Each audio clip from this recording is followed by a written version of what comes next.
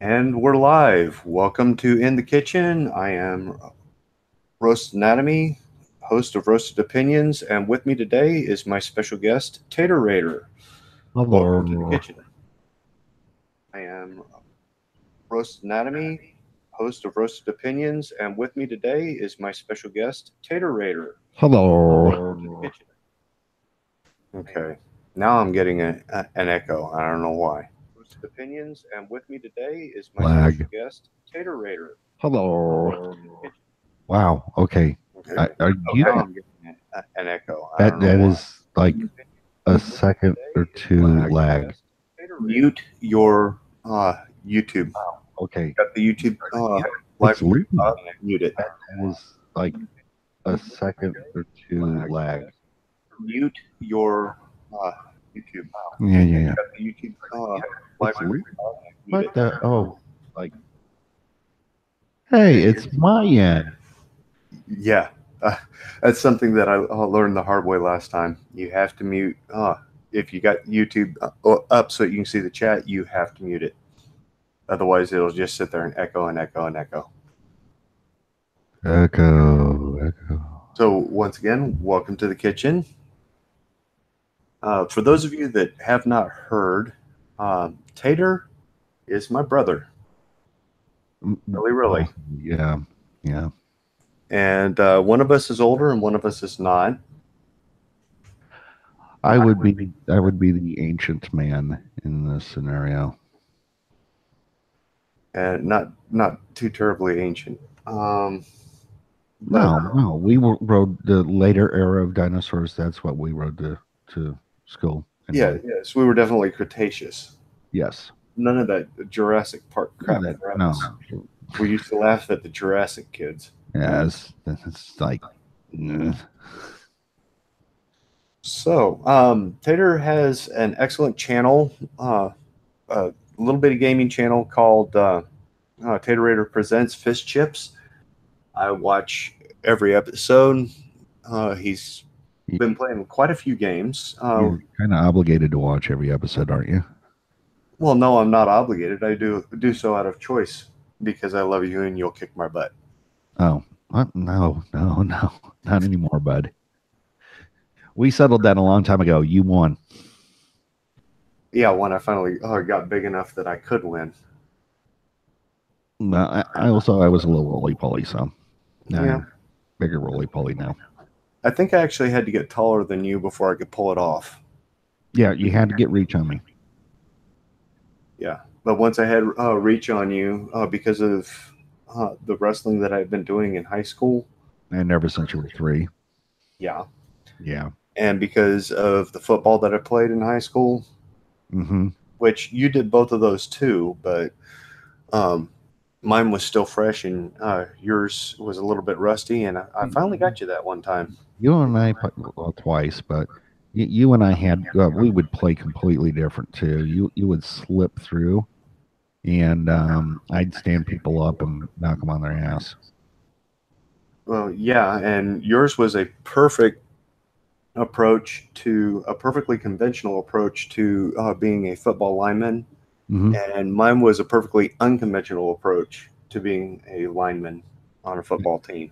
Now, I actually am rather pleased at this accomplishment because I'm really not that athletic, but they they did not start me, but they made me the whoa. Okay, that's a plate. They made me the first substitute. So I would play probably 3/4 of any game that I was at. Hmm. And multiple positions, I remember. But Offense, guard, tackle, defense, nose, tackle. Wasn't and they put me at middle linebacker, but I really didn't understand how to play that position right. I was about 35 when I finally went, oh wait. you have to read what the ball's going to do and go to where the ball's going to be, not to where the ball is. I just wanted to smash things. Yeah, and that's alignment. Yeah. But with the exception of your height, you were built like a lineman. Well, it kind of worked to my advantage though, because I would, you know, people would stand up and I'd stay low, and I'm already low. So I'd get up underneath their shoulder pads and push them up into their chin. And then, after that, they were stood up and arched backwards. I did whatever I wanted with them. Mm-hmm. Uh, One of my favorite plays, ball went past me, and the kid that I was blocking turned to chase him, and I just went out and did a pass block. Just hit him with your hands and push real hard. I almost knocked him down. And at that point, the guy was 20 yards downfield when he turned around and looked at me, and that almost got ugly. Almost. Almost. He went and hit me, and I just kind of laughed at him. Yeah. But you were a bit over 200 pounds. I think you were running between 220 and 230 at the time. At that time, I was running between 170 and 200. That much I can say. Okay. Well, I was 155. I was 250 when I went in the Navy. I was 170 when I came out. I won't say what I am now. I will say it's north. If people watch my video this morning on the studio, which I really put a lot of effort into that, and I think it came out really good. So please watch. It was actually hilarious. Oh, thank you.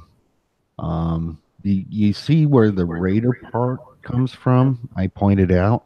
I don't point out where the tater parts come from. If you can't see it,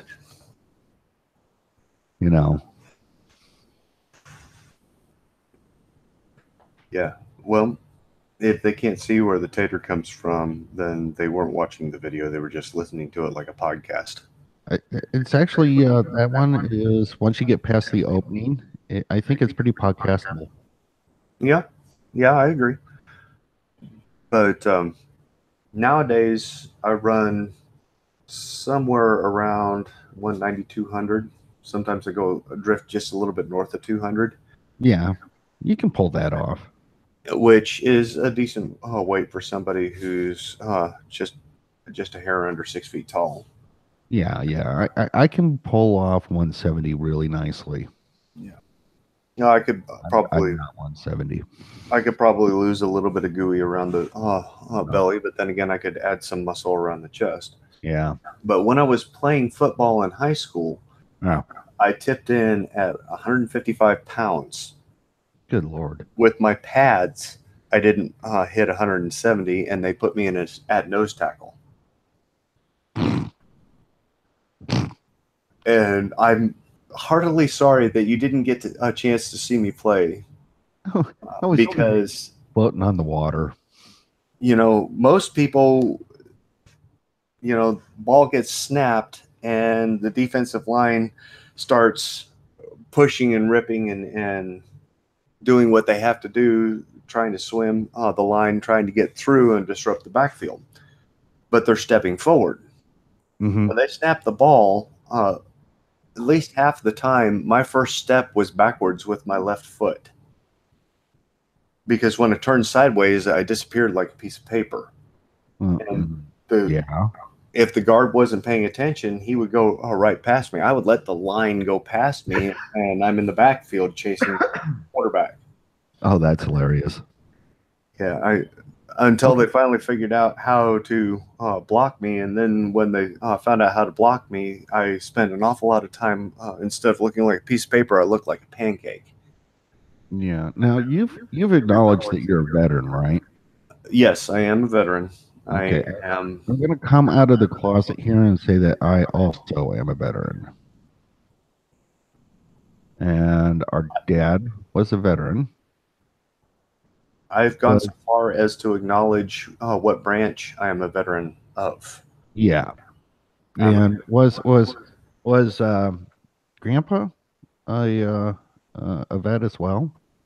Neither one of our grandfathers were veterans. Okay. They both worked in war industries. Yep. Yeah, we're that old. Yeah, Dad's dad built planes, and Mom's dad built rockets to go on the planes. Okay. Dad was in the Air Force. You were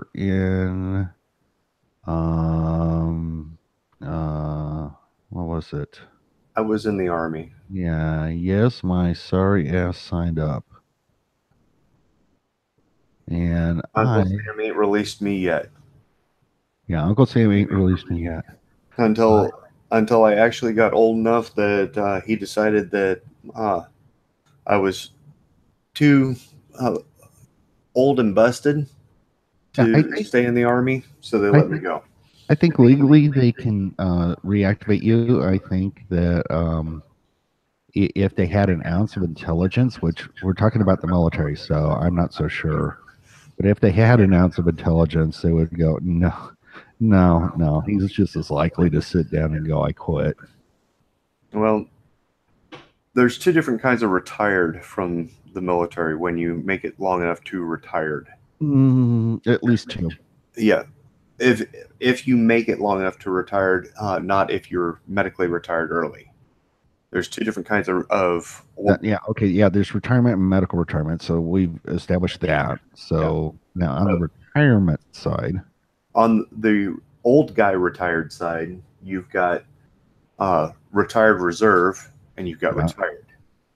I'm retired. Oh, okay. So you're done. I'm all the way retired. Retired. It would take an act of Congress to reactivate me. You expect this Congress to act on anything? I'm not sure that this Congress can agree to go to lunch at the same time. They certainly can't compromise on where they're going to go to lunch.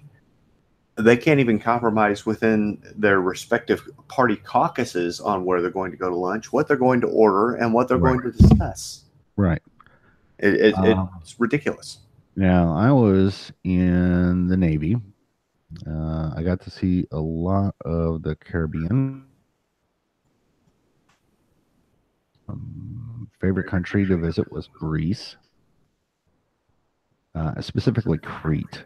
That is a funky little island. France did not impress me. France did not impress you. France did not impress me, and Egypt.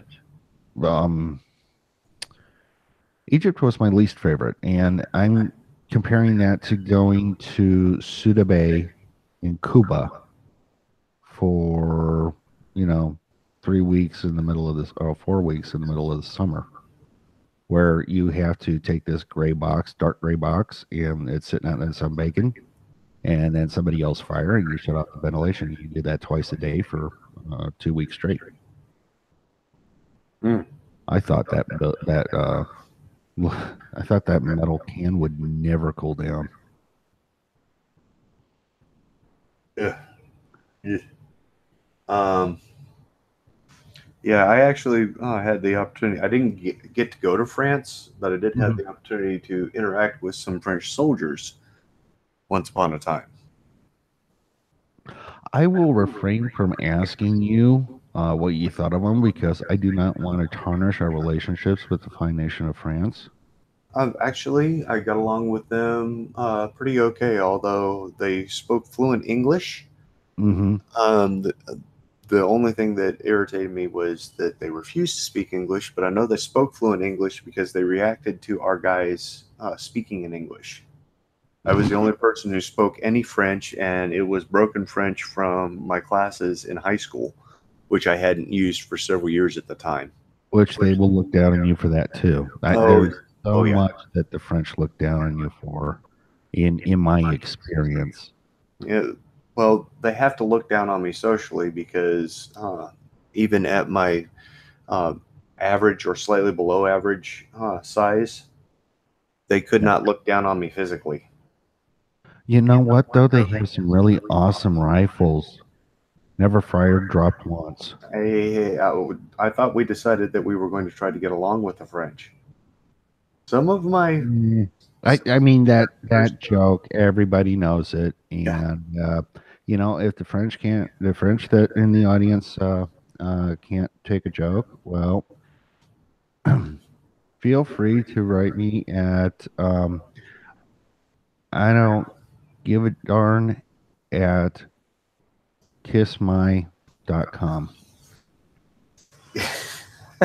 yeah, we might as well mention there is a chit Each of us has a token of some sort. Oh, did I just cash it in?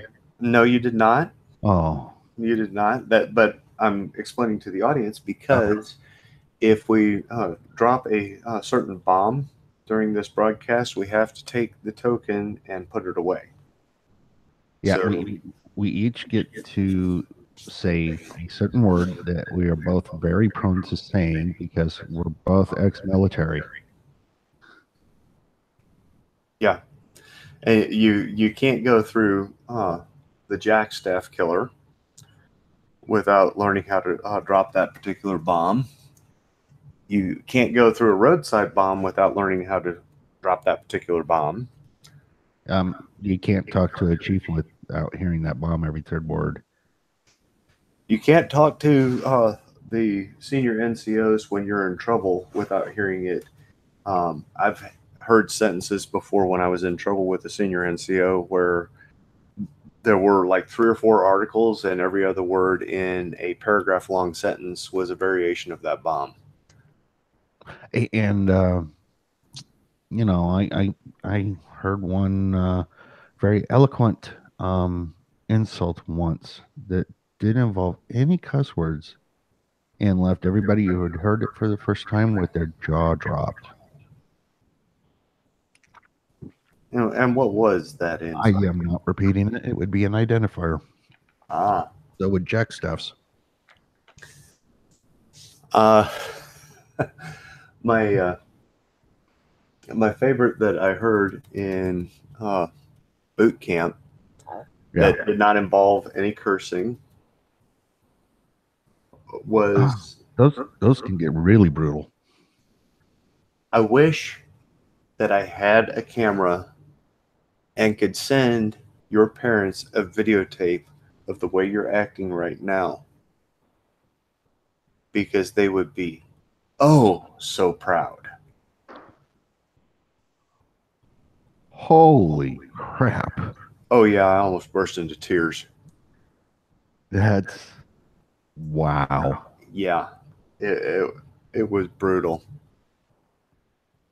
And in boot camp, you and I know this, but a lot of people don't realize this. In boot camp, the purpose behind the insults is to make sure that everybody knows what mistake you've made and that everybody learns from your mistake when you make a mistake so that they don't have to explain it 30 times. It's there's another purpose is that the drill instructor or company commander or whatever it is for whatever branch you're in, his first job is to get everybody towing the line, and his second job is to get everybody working together.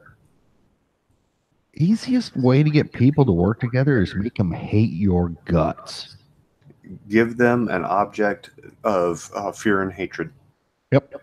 Yep. That's and there's a fine line that you got to balance that with.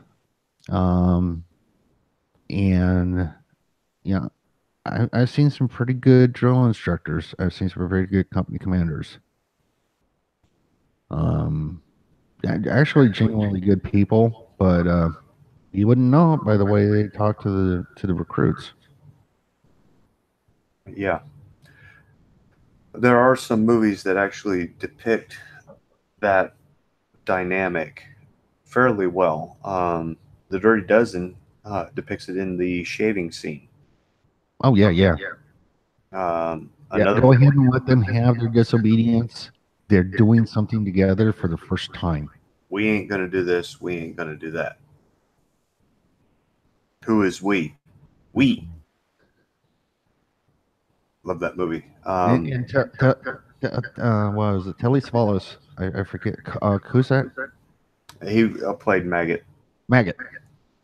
Yeah, he was the last one to step forward when it was who's we.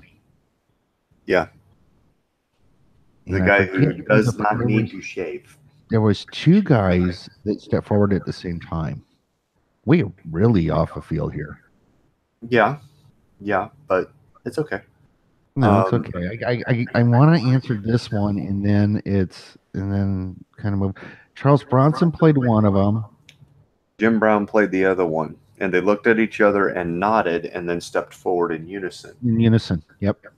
And Jim Brown was his character was a senior NCO who was career military. He was kind of a platoon sergeant before he got in trouble, and what he got in trouble for, what he got sentenced to death by hanging for, was defending himself when he was attacked. For being black. Charles Bronson's character was a former lieutenant. He was a former platoon leader. Kowalski.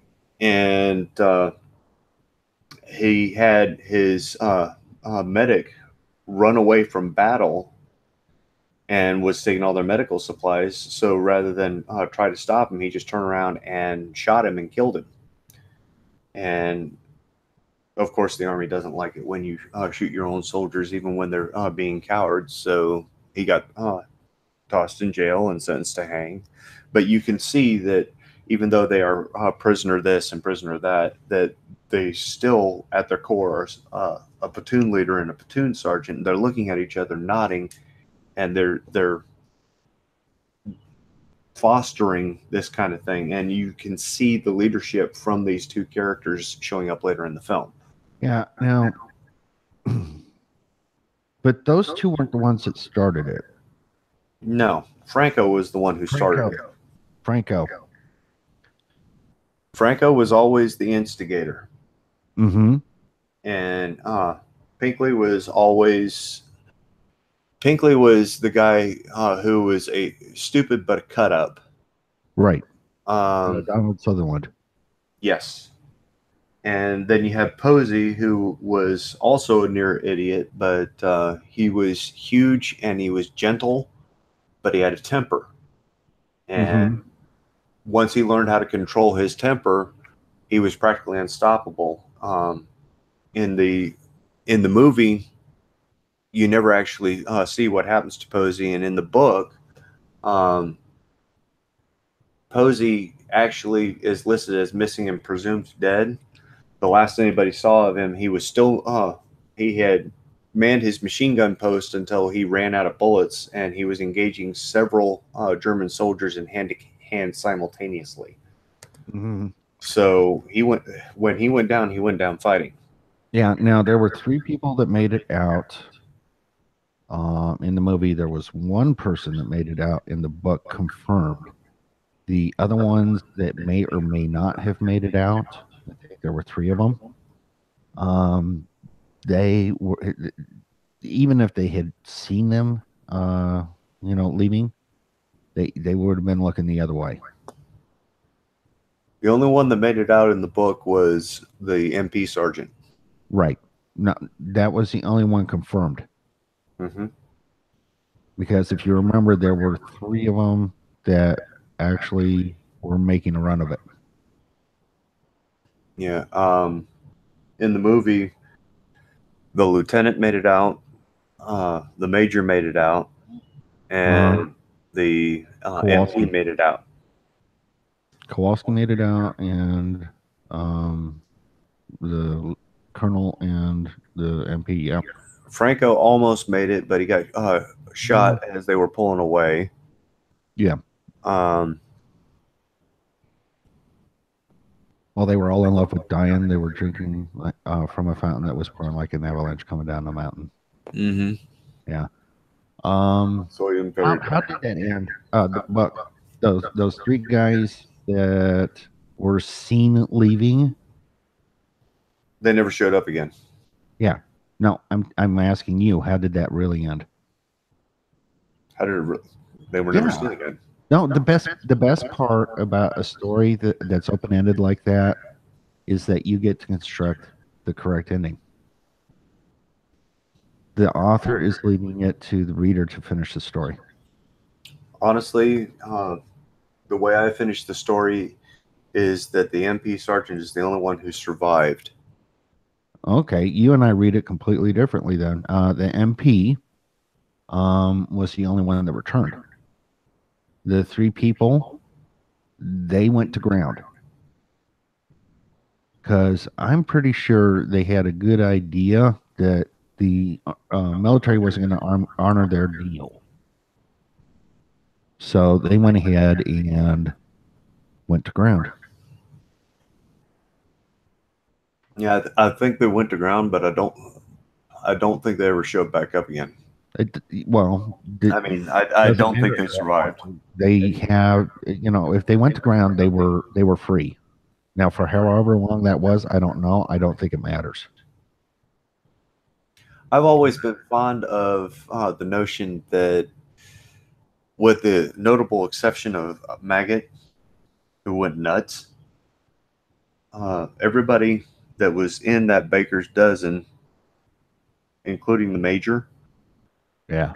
um, the other 12, all in one way or another died serving their country. Maggot, With the exception of Maggot, yes. Maggot remained Maggot. Maggot was Maggot. And there's foreshadowing all through the book and the movie that Yeah. Maggot will remain Maggot. Kind of obvious It's foreshadowing. not even foreshadowing. They out and out, just like, beat you over the head with a foam bat saying, "Hey, dummy. Hey, dummy." They foreshadowed with a static lunar eclipse. And I missed that. Yeah. I was busy trying to rescue my videos. You were trying to rescue your videos. Yeah. Okay. Yeah. You have a gaming channel, Yes. and you've been working at it a little bit longer than I have. Uh, what? Since April 1st. Okay. And your quality's been picking up quite a bit. I there at the start, you were having some serious video issues and some audio issues. Your audio is really good, and your video quality is getting better. Although you're still having Well, some uh, handshake errors going on. there was, yeah. Well, no, I've got those resolved. I figured out what caused those, and it's funny. You work with it long enough, and you can't figure it out. You can't figure it out. All of a sudden, everything clicks. I Yeah. think this week I've identified the source of 4 or 5 different chronic issues that the channel's been having. Well, So that's cool. what's going on? Well, one thing is, let's see, KDEN Live. Um, that's going to get replaced. We're going to be switching to another editing software here in a bit, because KDEN on K9, when it crashes, and it does give warning signs sometimes, usually gives warning signs, but I got caught flat footed. When it crashes, instead of saving the file where is what I have it set to do, it deletes all save files associated with that um, file that you're working on. So you have to start over. There's no point in saving. So there's no going logging back in like there is with Audacity and picking up where you left off.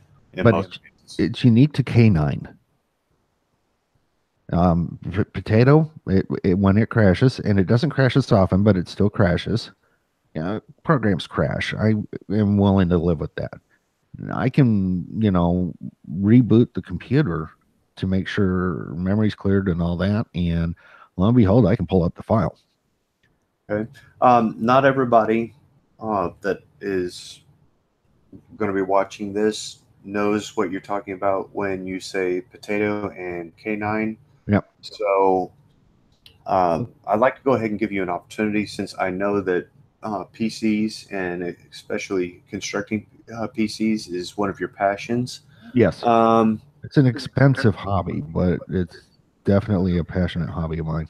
why don't you take a couple minutes and explain to the folks, um, tell them what systems you're using, and Well, talk about the K9 build and the videos that you put on your channel about that. let me finish my thought here, and Sure. then I'd be happy to. So when it takes out everything, it takes out everything. Now, this morning on fish chips, we had hash taters. It came up late, 24 minutes long. That video had 90 clips in it, and I was one away from having the whole thing done. And I clicked on the clip, and the whole thing crashed, wiped everything, including all save files. I had to start over. That's not too bad. Now, picture doing that with 5 hours of video that you had edited down to an hour. That's Skyrim. The average episode is around an hour long on Skyrim, and the average video that is required for that is between 2 and 5 hours. So, yeah. And then that's not the only issue I was having. That was one. Another one you and I identified today, getting ready for this, which is why I'm on Linux and not Windows. I prefer Linux, but I really don't like Chrome being on Linux. So we're on Windows, and I noticed that my mic is getting quieter and quieter. And I find this setting on my microphone, and I had it up to 100, and it's down to 67. And Windows was getting a fight with my mixer board. I was turning the mixer board up, and the Windows was deciding that I was too loud. And so, how does that affect things? Well, the footage from Skyrim, I had a sudden drop of almost 15 decibels, which would be, I don't know, it'd be a third as loud as what it was, and it was because Windows decided to turn it down all of a sudden. So those are a couple issues that I'm dealing with. We've discussed workarounds like getting a third monitor, which I just want to replace the two that I have. But I'm going to need a third monitor because I'm going to have to record video and audio at the same time and not on a Windows system. Except that when I do the Elgato, that is going to be on the Windows system. So I don't know what the workaround is. I just know that I am pretty cheesed at Microsoft right now. I'm pretty cheesed at KDN, and I like to set my stuff where I want it and leave it. So hours and hours and hours of work wasted. I think I lost 24 hours in the last 2 days, just files disappearing, and that was work done on during those 2 days. I've been, I don't know how long I've been up. So there's that. Now, as far as the setup, Potato was a friend's computer that he pretty much had given up on. He was going to cart it off to the landfill. And then he noticed that I haven't had a computer in years, and he decided to donate it to me. And I went and installed Linux on it. And, you know, there was a game on Steam for Linux, KSP. It's available on all three platforms, I think, or Windows and Linux. I know for sure because I got it on all four computers. Yes, I have four computers because they're all both dual boot. So two computers becomes four. And so I'm playing this on Linux, and everything's crashing all the time. And so I figured out how to load it in 64-bit, and then stuff's still crashing. So I replaced the RAM, and then I went from 4 to 8 gigabytes, and then 8 gigabytes was crashing, and I went to 16 gigabytes. There's a reason K9 has 32 gigabytes RAM. So yeah, Potato was a rescue, and it's been doing a lot more than what it was built for, and doing it without a whole lot of complaint. We had issues, but never the crash issues or anything. K9 we just built. We built it on Memorial Day, and it took me about a month to get everything downloaded because I had pathetically slow internet. but it is an edit. It was built purpose built for editing video, ironically, and um, it's the better of the two computers. So we game on it and everything right now. Once we get the Elgato hooked up, which it is, the Elgato card is a video capture card. It is in Potato.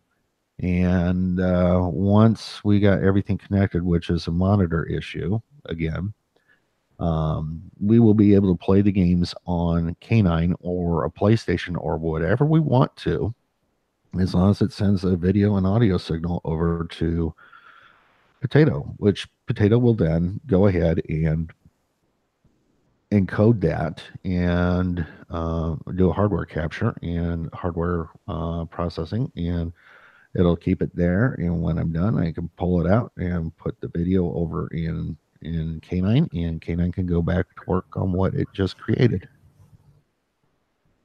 Wow. How long has it been since I breathed? About 3 minutes.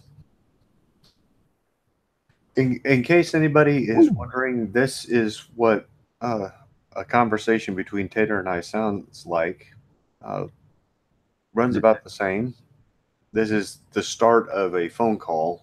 Yeah, between about energy. Um, So now, remember I said I have 4 computers. I physically have 2 computers, but both of them have Linux and Windows on them. Linux and Windows on the same computer do not get along. Linux doesn't care. Windows has fits. I have to, as soon as I load up Windows so I can make sure I get the correct date timestamps, I got to reset the clock because it decides to make it run 4 or 5 hours faster for some reason. Take the files, and Windows cannot access the Linux side, but I can take Linux and go into Windows and pull the files. It actually treats Windows like it is a USB drive, and I can just transfer them from one area of the hard drive to the other or copy them, and Linux is perfectly happy with that because it likes to play with everybody and get along. So yeah, I don't have a high opinion of Windows, especially when they have put current meters on the Ethernet cables coming out of a modem, and watch as people press the key, and the instant they press the key, they got a current. It means that there's keystroke logging going on. Keystroke logging. Keystroke logging. I am not kidding. Barnacules Nerdgasm is the source that I have for that. Check him out. He is really, really Windows savvy. Okay. I'll have to make sure that I put a link to Barnacules Nerdgasm's channel in the description. Specifically look for the Windows 10 Barnacules Nerdgasm. He actually walks through how to protect your computer, and then a year later he walks through it again because Windows saw the video and engineered against it. And I'm sure they've engineered against it again. I'm personally, I want to hook up a knife switch so that I can connect or disconnect from the internet without having to disconnect my Wi-Fi and my tablet. Oh wait, that'd be 5 computers. Mm-hmm. Oh, and I got the dead laptop, so I already have 6 computers in the house. Yeah. And not a smartphone. Eventually, you're going to have 6 working computers. Eventually, I will have 6 purpose-built PCs. That will be a fun day. What will be a fun day is watching the Hash Taters video when you are scanning your office all set up, and there's computer after computer after computer after computer, and you explain to the audience that this is your office and only one person works in there. With acoustics be damned, 2 enormous aquariums in there with no big fish in them, just a bunch of little ones. I take it back. I apologize. There's never just one person in the studio. Nipper? Oh no. Let's talk about your sound engineer, Gil. Oh, Gil. All right. Well, Gil, this morning he and I got into it on Twitter, but I went ahead and retweeted. And he's got an announcement that he's going to be making on Twitter. That would be at Real Fish Chips. He'll be making an announcement later on. Something that he and I discussed. We came to an agreement, but I said that he could reveal it. But I will tell you part of it. Gil is now in charge of our social media. Oh, good. I mean, that's a No, big no, kudos. that's the right reaction. That's Um, the right reaction. But I got to keep my employees happy. yeah. Especially after you deleted his game. I didn't delete his game. I blew him up. He was not happy about that. Yeah, he kind of went nuts. That would be what Endless Sky 2. Yeah, Yeah. and he'll get so mad in the Endless Sky 2 episode that he becomes a blackened fish. I think he could. He actually lost his ability to type. Yes, Gil types. He's actually Gil is our video editor. Did you know that? He's your video editor too? Yes, he's actually the editor, and we just also added head of social media, so I can just play the games and make the recordings, and then write up and do the post to YouTube, which I enjoy that. I enjoy that a lot. Matter of fact, uh, I've actually started in closing a tag in the search engine because I just happen to have what is it, um, a friend, Rider 358. He's got his own channel, Endurance Motorcycle Riding, and he's on Twitter. Check him out. Yes. Gil was highly critical of him. I was not amused, but no, we're gonna go ahead and I even forgot where I was going with this. Could you refresh me? You were off in the weeds. Okay. I think you were wandering through Oh, soybean yeah. fields. No, Rider 358 gave me a nickname. He called me Mm. the Bob Ross of gaming. So Yes, I've been including that tag hidden away in the search engine tags. and it's funny because when I've known you literally all my life, um, Hmm. when And you most were of mine. recording your video, you're very okay. So we're going to try this and click there. And if you look right there, we're going to go check this out and lockpick. And that's Yeah, it's your almost like audience. listening to Bob Ross. It's just like, okay, we're just gonna put a happy little tree here. Yeah. And by the way, if you don't know who Bob Ross is, you are missing out on a lot. He had a guy write in that said that he couldn't paint because he was colorblind. Bob Ross took the challenge and he painted a monochromatic scenery. Um, He painted an entire painting in black, white, and gray. It was Shades all of Gray. grayscale. It was Shades of Gray. I beautiful. don't think it was 50 Shades of Gray, but it was Shades of Gray. And he did it in a half an hour, and the painting was absolutely gorgeous. Yeah, so he's on YouTube. Check him out. He's no longer with us here on Earth, but man, that guy had the most amazing afro. Oh yeah, yeah. He had the calmest demeanor. Hmm. He had the quickest, breeziest painting style. And if you go to someplace like Hobby Lobby or one of the other big box hobby outlets, You you can can buy his actually buy Bob massively Ross stuff. overpriced, massively overpriced paints. Yeah, but they Uh, usually come with a book that explains the paintings and techniques that he used on the show. Every series yeah, that he did of Joy of Painting has its own book where it shows detailed instructions on how to duplicate the painting that he demonstrates on the show. right. That ties in perfectly with the video on the show. Yep. And But in I 25 just minutes, he would take a blank canvas that he had prepared, that he had Mhm. pre-treated with his Magic White. with his liquid white or his liquid black.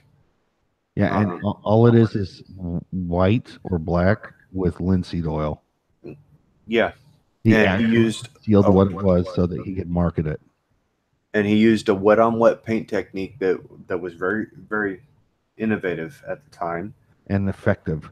and very effective. And how many Saturdays did we know that at a certain time in the morning we would hear that song and You remember the song? dun dun dun dun dun Yep, dun that's dun the one. Oh, dun dun dun dun dun. what was that 30 years ago, man? Yeah. Mom loved watching Bob Ross. She didn't like a lot of the other painting shows, even though they were painting things that were more in keeping with what she was painting, because Bob Ross did landscapes, and Mom's technique was to make pictures of flowers and animals and things like that. She would draw and she would paint, she would do whatever, but she'd duplicate it and she'd pick up a hobby and have fun with it for a while and then set it down and pick up a new hobby, Hmm. which is kind of how I am. I pick up a game, play it a while, set it down. I mean, you pointed that out to me earlier. Yeah. A hint on that video, that Hash Taters video that just came out. If you tune in and watch that video, look for the picture of the osprey and the picture of the bleeding hearts flowers. Right. Those pictures were drawn by our mom. There is a lot of art showcased in that. It is very amateur. Let's be honest, it's very amateur, but it is also done by family. And like the one of Brittany Morgan's that I compliment really well. The thing about it that makes me like it is the composition. There's technique that she could work on, but I like look at what I'm doing here. There are techniques with what we're doing right now that both of us could be working on. Yeah. So, you know, it's, I mean, thank you, Captain Obvious. Yeah. Major obvious. I've been promoted.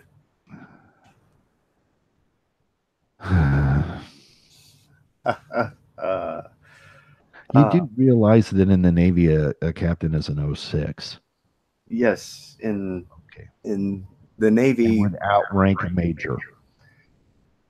Well, yeah, and Marine captains get a courtesy promotion to major when they're aboard ship, because Yes. you can't have two captains aboard ship. Mm, yes and no. Yes and no. Unless you've got I'm going to leave it at that. By tradition, there can only be one captain. I will tell you, in fact, that on smaller boats, you may have a commander or lieutenant commander who's actually in charge of the boat. Their title is captain. You call them captain when you are on the ship. They get captain's bells when they come and when they go. And they'll ding ding ding ding podaggy arriving. They ring them on, they ring them off. So then again, there is a lot of responsibility resting on the captain's shoulders, because it's not just the military. Mother Nature does not care, especially at sea. Yep. Mother Nature and the four elements will try to kill you: the lee shore, the wind, fire, and sinking. I've seen fire and I've seen rain. I've seen Now, sunny days that I thought would never end. now you said when Yeah. you agreed to this broadcast that you wanted to talk about a certain person. What was her name? Oh, Jessica Potts. Jesse. Yes. By Yeah, all I means. still stand by what I said. The only person in that entire incident that was sexist was her. The one thing I would like to add to that is the internet trolls that have come out of the woodwork. to harass other female developers. I'm convinced you could not pay me to believe otherwise. Not enough money in the world to make me believe otherwise. That there is a significant number of those trolls are actually people that are on the side of, um, let's say, militant feminist. I don't know quite what else to call them. SJW, perhaps? No, I refuse that. I'm not going to let somebody else define the terms. I think the English language has plenty of acronyms without adding more. Um, and that's a personal preference. I acknowledge that other people call them, and I don't know what they're talking about. I just call them whack jobs. There's nothing they say that makes sense. So I'm convinced that there's a significant number of those people that are calling in and doing the harassing too. I No, don't know how they are. much. I don't know how much on one side and how much on the other. Yes, they want to drive the PR. Yes, they want to, back Jessica Price, but they are, these female devs are going through hell, and nobody deserves to be treated like that. You treat people respectfully until they prove to you that they don't deserve your respect. I do not respect Jessica Price, except that she is a living, breathing human being, and that's as far as that goes. I think that she is the kind of person that I need to stay as far away from as I can because they will be nothing but a waste of my time. And the same with the trolls that are trolling these other people. And it's just, they going back to Gamergate, and I'm like, dude, Gamergate was how far back, and why is it that everything since Nixon has to have gate attached to it? Gamergate was a woman who happened to be a dev, as far as I know, and I don't know names. I'm not naming names. The names aren't important. The story is. Her boyfriend, ex-boyfriend, added a whole bunch of stuff, and it invited harassment onto her, and we're off. I'm sure it did not go down quite like that. But that to me is not about sexism. It's treating people like people. I'm a big believer in equal rights. That's why I warn people when they come into the house, check if the toilet seat's up or down, because I don't set it anywhere. I figure you're smart enough to look at the toilet before sitting down. Yeah. Yeah, Um, it's a goofy I've noticed belief, that. but it kind of establishes that I believe in equal rights, and I don't believe in any special treatment. You can't have it both ways. If you want to be treated like a lady, I'll treat you like a lady. If you want to be treated as an equal, I'll treat you as an equal. You can't do both. And that's what we're at. People not treating each other like people. So, where do you come down on common courtesy then? What's common about courtesy? I'll say please and thank you when I remember. I don't have the memory that I used to. You know how I used to do math all the time? Just, I'd sit there and do math. I taught myself calculus because boredom, right? Mm-hmm. Um, Drove that, your math teacher that's nuts. gone. That's gone. Um, I'm just not what I was. Everything slowed down. My thinking slowed down, and there's been a lot of changes here, and I would say the last 5 years. Um, think thought wise, and for a lot of it, that's a good thing, and I don't want to go into that, but I've never been one for tact. I want people to look me in the eye when they talk. You can lie to me, you can tell me the truth, but don't sugarcoat. I don't care whether I'm being lied to or told the truth. Don't sugarcoat. And if you are lying to me, eventually I'll stop associating with you because it's not productive. And see, there's a time for tact in my Yes, there is, and I don't recognize it. I don't know what tact is. You have the plaque that Grandpa had, yes.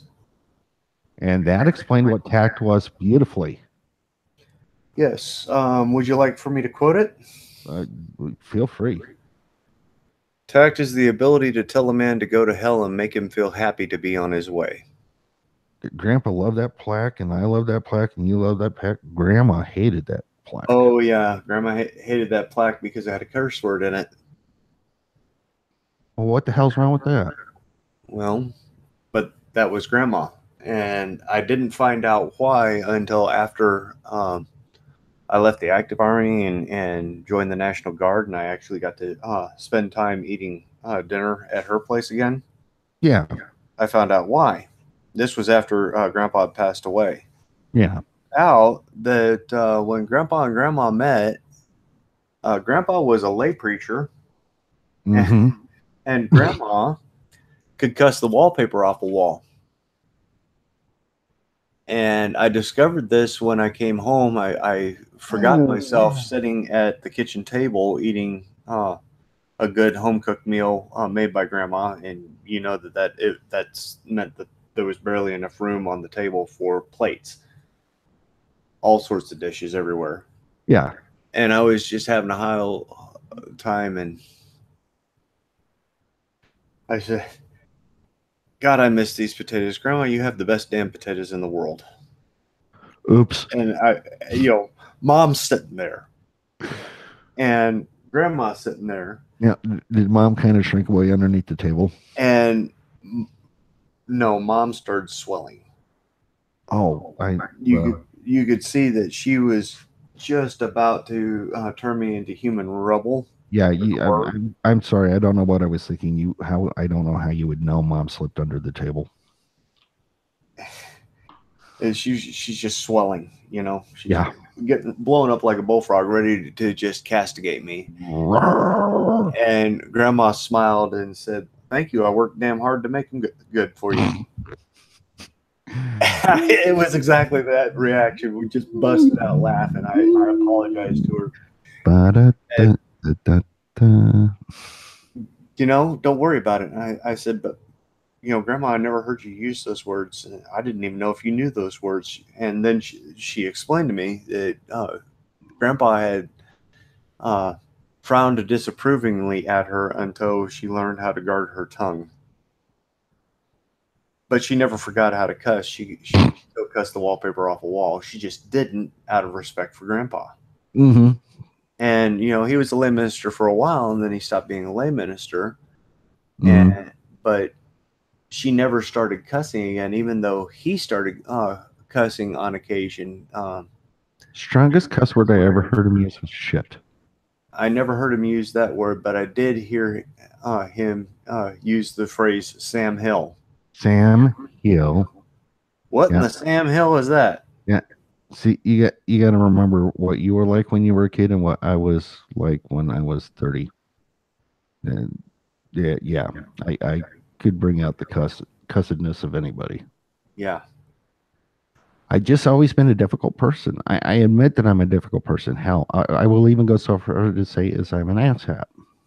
Um, I'm not. how you I'm were. very abrasive, very very abrasive and tactless. But if you want an honest opinion, I'll always give it to you. I will say it's my opinion. I could be wrong, but I'll give you my opinion. There's times when it's more than your life's worth to ask you. It's just there's no point in asking Tater his opinion at times, folks, No, because sometimes when he's feeling kind of generous and trying to behave himself, he's 400 grit sandpaper. He's just there to kind of buff and smooth. And then there's still other abrasive. times when he's 20 grit, Yeah, and he will take the high. abrade right past your nerves. Yeah, yeah, and it is a feature, not a flaw, because when you come to me, you know you're going to get the honest thing, and I will tell you if I don't know, but I have an opinion. I'll tell you, no, I think based on this. and I'm always ready to be proven wrong. And I do want to hear the honest stuff about me. Like, again, please don't sugarcoat. And there's a lot of genuine good I want to do for people. I've been involved in multiple charities over the years. I've had to quit for one reason or another, and I'm actually looking at how I can do something charitable down the road with the channel. We need to be a little bit better established. I want a year under my belt. I think having a year under my belt is a reasonable assumption. At that point, we know at the pace of 3 to 4 videos a week, I'm here to stay. So I would say I'm the nicest jerk you'll ever meet. I may even be a good man, but you can't stand to be around me. I think both of those are fair statements about me. I would say that simultaneously you are the biggest ass and one of the best men I've ever met. I don't know about best men, but among the best, I would accept. Like I said, honest. Yeah. Well, you and I have had our quarrels before. We even had our quarrels as adults. And You're just talking today, right? no, I'm talking about real quarrels. Oh no, we talk to each other every day, folks, and I think that um, there has come a point in time where we didn't talk to each other for, and this was voluntary on both our parts. We took about 2 or 3 weeks off from talking to each other. We've done that, but we also had a period before where we didn't talk for, and I think part of it was you were in the military and I was in the military, but either one of us could have reached out to the other one. We didn't talk to each other for 6, 8 years. Part of that you were in the military, and part of that was after military. And Mhm. when uh, you took up your long haul job, Yeah, I was a professional truck driver. I'll cop to that too.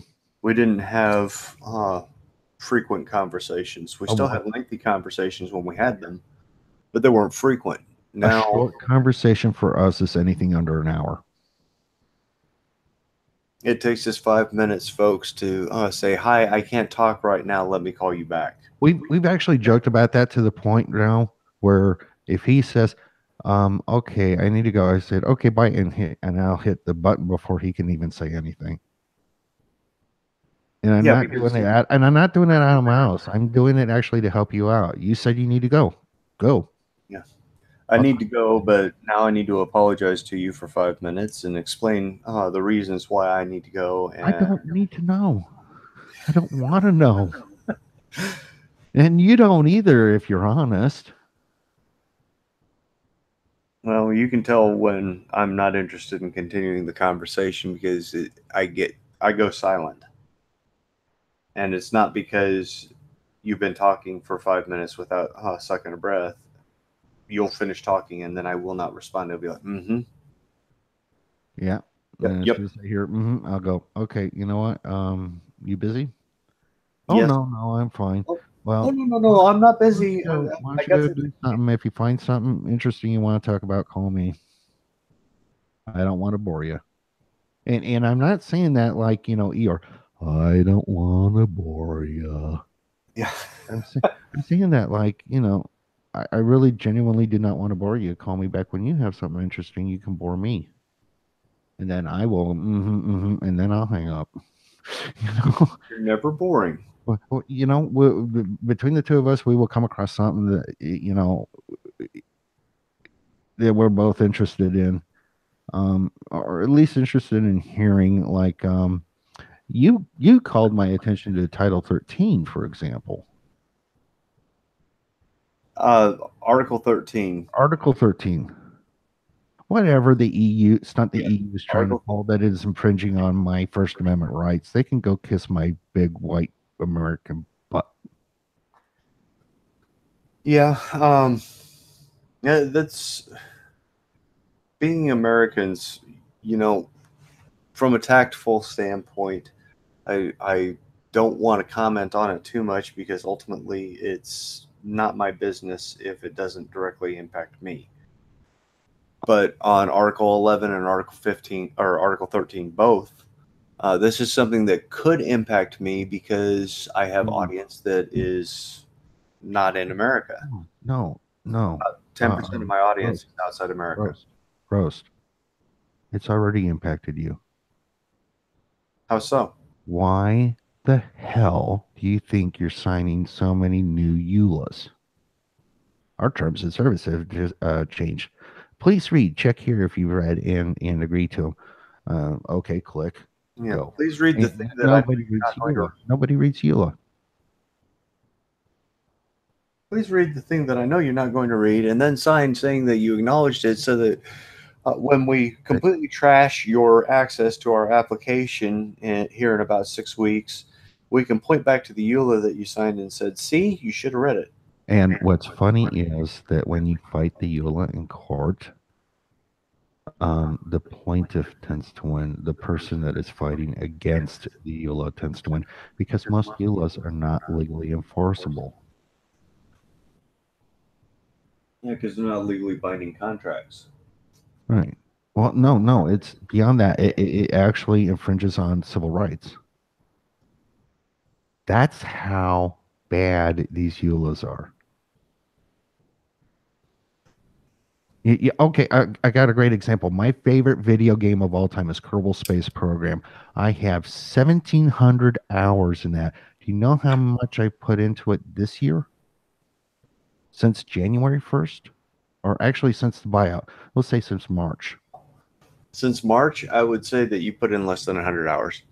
20 20. in one sitting.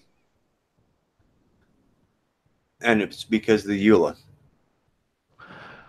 The EULA says, among other things, that they can go into your computer and identify each component by name and go through your whole computer like that, component by component, and then sell the information on how your computer is built to any third party that is interested. And you have no control over which third party is interested. And that's not the most invasive part of that EULA. It's not. Nope. Take Lord. two. Take two. Go check it out for yourself. But I tell you what, I wasn't happy when Take Two bought out Squad, um, because Take Two bought out Grand Theft Auto 5 and destroyed it. And when it was teetering on, beyond all recovery, they finally relented and let the mod community back in instead of trying to force everybody to buy their mods. Yeah. Well, old Grand Theft Auto 5 is thriving today. The mod communities keep things alive. I can't think of his name. Howard, Mr. Howard, from Bethesda, Todd Howard, I think. Mm. Um, he was asked, when are you going to stop selling the Elder Scrolls 5 Skyrim? And he said, when people quit buying it. It was made back in 2011. The only reason it's relevant today is because the modding community went out and patched every bug that they could that Bethesda refused to address. And I mean, game breaking bugs. They fixed over 22,000 individual bug reports. Some of those are duplicate bugs, so it's not that many bugs, but and I'm not sure on the number, but you know me, I tend to remember numbers pretty good. It's 22,000 or close to it. And that kept the game alive. And it's a good game too. You don't have to complete any quests whatsoever. It's got a main quest, of course, that takes for a long time to accomplish, but you've got dozens, if not hundreds, of side quests. Um, Corolla on my game, Corolla is my Kishi cat person, a female, because I like to see the different reactions. And in Skyrim, they are racist and they are sexist, and some of it is very subtle. And you can start to see where the other person's perspective is. And it actually is kind of fun playing it because I actually do get thin skinned. But there are a lot of mods that I put in there to make it harder to survive. You can die from exposure, you can die from starvation, thirst, blah blah blah. But if you also look at it, there are some mods that are in there that actually expand the campaign, Hmm. that restore unfinished quests and towns where there didn't used to be towns. Um, there's a whole side trip now to Elsewhere, which is, funny enough, where the Kashyyyk come from. Elsewhere is not in the map. There is nothing to do in Elsewhere, but there is a quest that's been in there since day one to go to Elsewhere. This is what the modding community does. They've redone Fallout 4, or are redoing Fallout 4 to make Fallout Miami. It'll be a free mod because you cannot charge on somebody else's work, so it'll be free to play. You just have to have Fallout 4, probably all the DLC too, but you have to have Fallout 4. Um, Fallout New Vegas. There's a mod that is on the brink of release called New California. Now, I want to clarify something. When you got a mod that's made by the modding community and it says free to play, it usually means that it's free to play. When you got a game that says it's free to play, oftentimes that actually means fee to pay. Um, Mods are free. They do ask for a donation, almost everybody. I think you'd be silly not to ask for donations. And if you feel led to donate to that guy to support him, fine. But you cannot charge a fee to profit off of somebody else's work, which is somebody else's work for Skyrim would be Bethesda Works, Bethesda Softworks. They wrote the game. You're building something on the structure of it. Same thing with Kerbal Space Programs. I really mod the snot out of my Kerbal. And I don't know. I think I got about 80 mods in there right now. 80. You've got enough mods that we've had entire conversations that have lasted for multiple hours in About which the you mods. are discussing how this mod doesn't like that mod, and so you had to go into the script and change this and this Oh, and this so that the yeah. mods would work with each other. And that's another thing. I go into the mods and I remod them because I do not like where different technology shows up on the technology tree. I think that this is over here in supersonic, but it's a propeller motor. It belongs in subsonic. Okay, so sure. That kind of stuff is what I go in and address. But otherwise, if somebody wants to park there and it makes sense to be there, leave it alone. But there's only three parts in this one. Yeah, I don't care. That's the way it is. Yeah, You but know, this mod is kind of a lousy mod, but it contains one tidbit that I want. So I'm I going to tried. download this mod and I'm going to pull out that one tidbit and plug it into another mod that's missing that tidbit Yes, and then disable the mod. I think the funnest mod for me with Kerbal, the silliest one would be radar altimeter, which you hit a button on your keyboard and it changes all the numbers on your altimeter at the top of the screen from white to blue. And why that's so funny is because it makes it so that you can see how far above ground you are instead of how far above sea level. That's kind of a nice mod, but it's completely silly. Comes in handy when you are coming down on ground like the I, Russians I do. I cannot tell you how many Kerbals gave their lives to bring you these plans. Um, and they die a lot, and they die cute, funny deaths, and it's hilarious and sad all at once. Um, How many times have you just shoveled the hole closed and put a marker on it? I've had crashes so hard that there was nothing left, just smoke and like one piece of landing gear, and that's it. Now, have you had a crash so hard that it actually changed the weather? No, funny enough, the game does not have weather, but there's a mod for that. Of course there is. No, the my favorite mod is completely useless, and yet it enhances the game so much that I cannot even begin to tell you. It is called Chatterer, and what it does is they took like recordings from the Apollo missions, Mercury, space shuttle, Soviet missions, and they Kerbalized them, which is to say they turned the audio around and everything's played backwards. And it includes audio from, I don't know, Apollo 13. You may have heard of that. So, um, and you get to set up the volume and the timer and everything. And every so often, it randomly goes off during the range that you've selected. And mission control calls up to the rocket, or the rocket radios down to mission control. And then, there's a brief exchange, and that's it. And it's glorious. I won't play without it. That's how much I think of that mod. And let's face it, it is completely useless. So, I need to ask you a favor, sir. Okay, one favor. Could we take 10? Can we take 10? Okay, go ahead and take 10, and I'll keep going while you take 10. The intermission. What a show. Oh, wait, that was the Inquisition. Yeah, and I just went ahead and blasted out a link again on Twitter, reminding people that they might want to show up.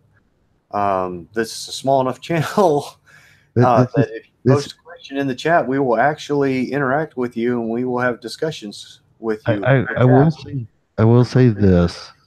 This is the most intimate chat I've had with you in a crowd of people ever. Oh, yeah. We're having a very intimate chat that millions will eventually be able to see. Oh. So make sure you link to it every now and then, Yeah, well, that's what I'm doing. I'm linking it in, and actually, if you post a comment in the chat, I should be able to assign you a wrench, and that will stick with you, so that you will have a wrench in my chats for forever after, and that will keep people from messing with you. And I think he walked away. Okay. Just to explain a little bit about my channel to cover the gap while Tater goes and takes his break, because we've been at it for over an hour and a quarter. I'm actually Roast Anatomy. I am not Roasted Opinions. Roasted Opinions is the channel, but Roast is fine. Roasted Opinions is my once a week series in which I talk about either current subjects and give my opinion, or I talk about things that I think need to be discussed. And I do want discussion to happen. I don't just want to put out my opinion and say, okay, this is the way it is. I want you guys to have a chance to talk to me and say, hey, I don't agree with you, and I don't disagree for the following reasons. And, we've got this great comment section. We can continue the discussion. And if the discussion is becoming a fairly thorough discussion, if it's really getting lively, then what I'm going to do, one of the future plans of the channel, is to have a Wednesday episode called Roasted Reheats, where I come on and I make a video talking about what is happening in the comment section from the previous Roasted Opinions, so that I can broadcast out what everybody's discussions on it and answer some of those points in a video format. And then on the last weekend of every month, on the Saturday when Roasted Opinions would normally post, instead of posting an episode of Roasted Opinions, I do In the Kitchen. These are the live chats where you're sitting in the kitchen with Roast Anatomy, and other people, my guests, are sharing their opinions. They get to pick the subject. The only caveat on subjects is, and I check with them before we go into the broadcast, is that if I'm about to do an episode, if I'm making an episode about this subject, I will ask them if we can discuss something else instead, which, that's just kind of a mechanical thing for the channel so that I still have some content to make. Um, I started this channel. I actually started thinking about creating videos as a content creator over a year ago. Over a year went by, about 18 months went by between the time that I decided that I was going to start broadcasting and the time that I started broadcasting. Part of that was because I was trying to get a feel for what kind of videos people were putting out, what kind of content were people were putting out, what subjects were doing well. And part of that was because I was doing my best to familiarize myself with the programs and techniques that were being used so that when I did start putting out content, I would put out something that had some quality to it. Because I want, even if I have only one sub, I want that subscriber to come to my channel and see quality content. I do have more than one subscriber, and I love you subscribers completely. I adore you guys. But I want you to be coming here because there's quality content, because what I'm talking about is something that you want to listen to, you want to discuss, you think it's as important as I do. So, and I want it to be in a format that is easily digestible, which is why I stick to about my target is about 10 minutes of length. Sometimes I go a little bit longer, sometimes I go a little bit shorter, but I want to be talking about subjects that matter. I want to present both sides of the argument, and then I want to present my opinion on the argument, and it is my opinion. That's why you don't see a whole lot of sources showing up, because this is my opinion, and I know I present anecdotal evidence in my arguments. I know that I'm speaking from my own experience. This is my opinion. I want to hear yours. I want to get the conversation going, because I think that the number one thing that is missing in our society is productive discussion, where people don't agree. They go all the way through the discussion and they don't agree, and at the end of the discussion they still don't agree with each other, and the discussion hasn't been rancorous, and they're like, okay, I'll meet you for coffee again next week, and we'll talk again about things that we don't discuss. I have friends from all across the political and social spectrum. I have family all across the political and social spectrum. And getting together in the kitchen, around the kitchen table, and having conversations in which we don't agree, but we're being polite to each other and we are raising the points that we feel are valid and listening to each other. I think that that is something that has disappeared from our society, and I want to bring it back. You know, I want to bring it back in America. I want to bring it back overseas. I want people to be having these productive, rational discussions where we don't agree and where we might be able to actually achieve compromise on subjects. And no, compromise is not what it has become in American politics. Compromise in American politics seems to have been redefined as, I'm going to take this firm position and you're going to take this firm position. And because I am the major party, I'm not going to give an inch. You have to give way to me. And I'm never going to pay attention to what you have to say because you're the minority. It's become extraordinarily polarized. I've seen lots of diagrams where you can see how the votes have polarized in our elected officials. This conversation on the broadcast media has polarized, and honestly, I don't think that's healthy. Um, I have a firm opinion that you do you, me do me.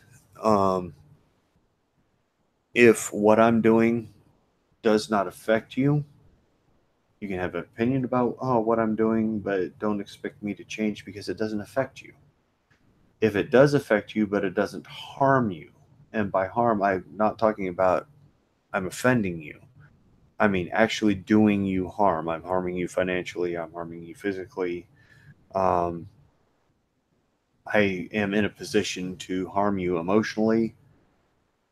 If I'm not doing you harm by what I'm saying or what I'm doing, then you shouldn't be tearing me apart for that because I'm not hurting you, and vice versa, you know. Um, there's lots of very contentious subjects that I have very strong opinions on that you will not see on this channel very often. I started off with cultural appropriation because it's a contentious subject, but I have a very strong opinion on it. But there are subjects that I do not have in the bin. I will not discuss because nobody's listening to each other, and I don't want to alienate a sizable portion of my audience or my potential audience by telling you that my way is, this is what I believe, because people aren't hearing, okay, that's Roast's opinion and I have my own opinion. What they're hearing is Roast is saying that this is the only right way because his opinion is different than mine. There's they assume that there's no flexibility. And I don't want an assumption of no flexibility. I will listen to your opinion. I won't necessarily agree with you. A lot of times I'm not going to budge a bit, but I'm still going to have my opinion, you know.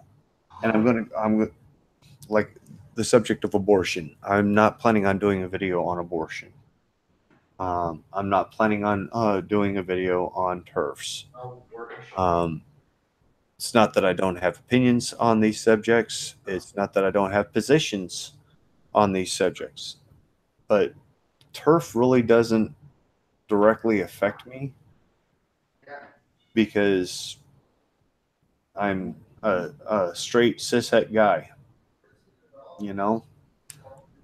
So turf really doesn't affect me directly. I don't have any members of my family that are trans. Now, that doesn't mean I don't have opinion. It's just I'm not going to go out there and put out my opinion when my opinion on on that subject, on the subject of trans exclusionary radical feminism, it's really has nothing to do with me. So I'm not going Okay. Well, now I have to go ahead and deal with this broadcast, so I'll call you back. Okay. Okay. and you're on the broadcast. So All right. Love you. whoever you're talking to, I'll talk to you later. That's my son. Evidently, he got a phone call while he was away. Welcome back, by the way, Tater. Thank you. Thank you. Um, Now, Tater's gaming channel, it's a tiny little channel. I strongly suggest that people 8 go and check it subscribers. out. I'm not just saying that because he's my bubby. No, at first, like that Bob Ross thing, that was a liability. It was a flaw. It's a feature now. I think it's kind of what I am and how I am when I game. I just get really calm and focused and even. So, I mean, if you want to see an exciting game played in a relaxing way, and like with Skyrim, I'm wrapping a story in the whole thing. Not just what the game is doing, but I'm interacting with it as Corolla, and it's really fun, and I think it's worth watching. It's not everybody's cup of tea. I actually told my best friend, please don't watch my Skyrim videos because he really does not like Skyrim. So fine, but if you like role playing games, fantasy role play games in general, it's worth just at least checking out. The way you play Skyrim, I'll be honest with you, is kind of a cross between uh, streaming a game and fanfic, and Oh, thank you. that makes it unique to me. You That, actually portray the character. You do voices yes, in your videos, yes. and it's fun to see you doing voices again because the last time I remember you doing voices a lot was when we were kids. Oh, yeah. Well, I mean, like the modern voice would be, "Go, Arla, thanks you for promoting our channel." Yes.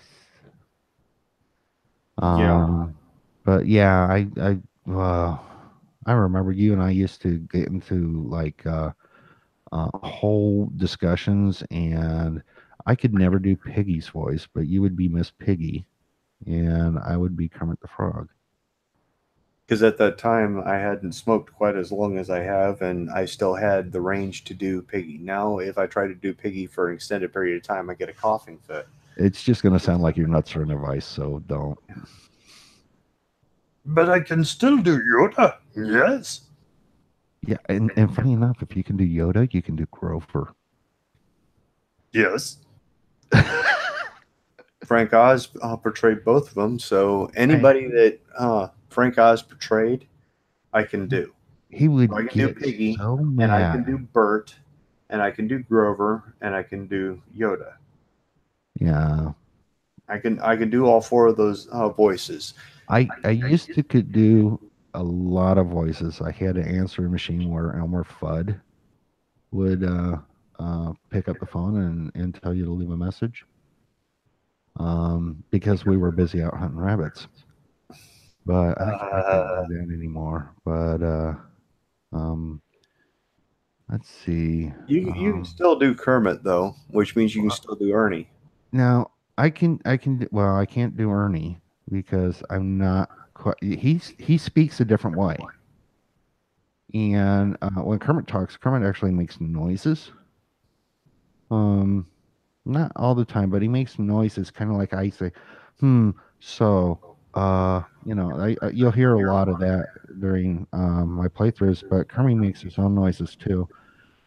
But what I found really great was Kermit would sing, and I could actually pull that off probably better than when he was talking. And I got to thinking, I'm doing an impersonation of Kermit, and Kermit's covering a song, but what if the song he was covering was a cover version of another song? What song would that be? So, well, there's so many to choose from. Um, Hang on just a second. If I'm going to do this right, I actually need to pull up the lyrics on this one song. Because, okay. Oh, good Lord. I'm going to have to put it over here. Okay. Because, I'm a huge Beatlemaniac. And it wasn't um, Aerosmith that did come together. Aerosmith covered it. It was originally the Beatles. So let's see.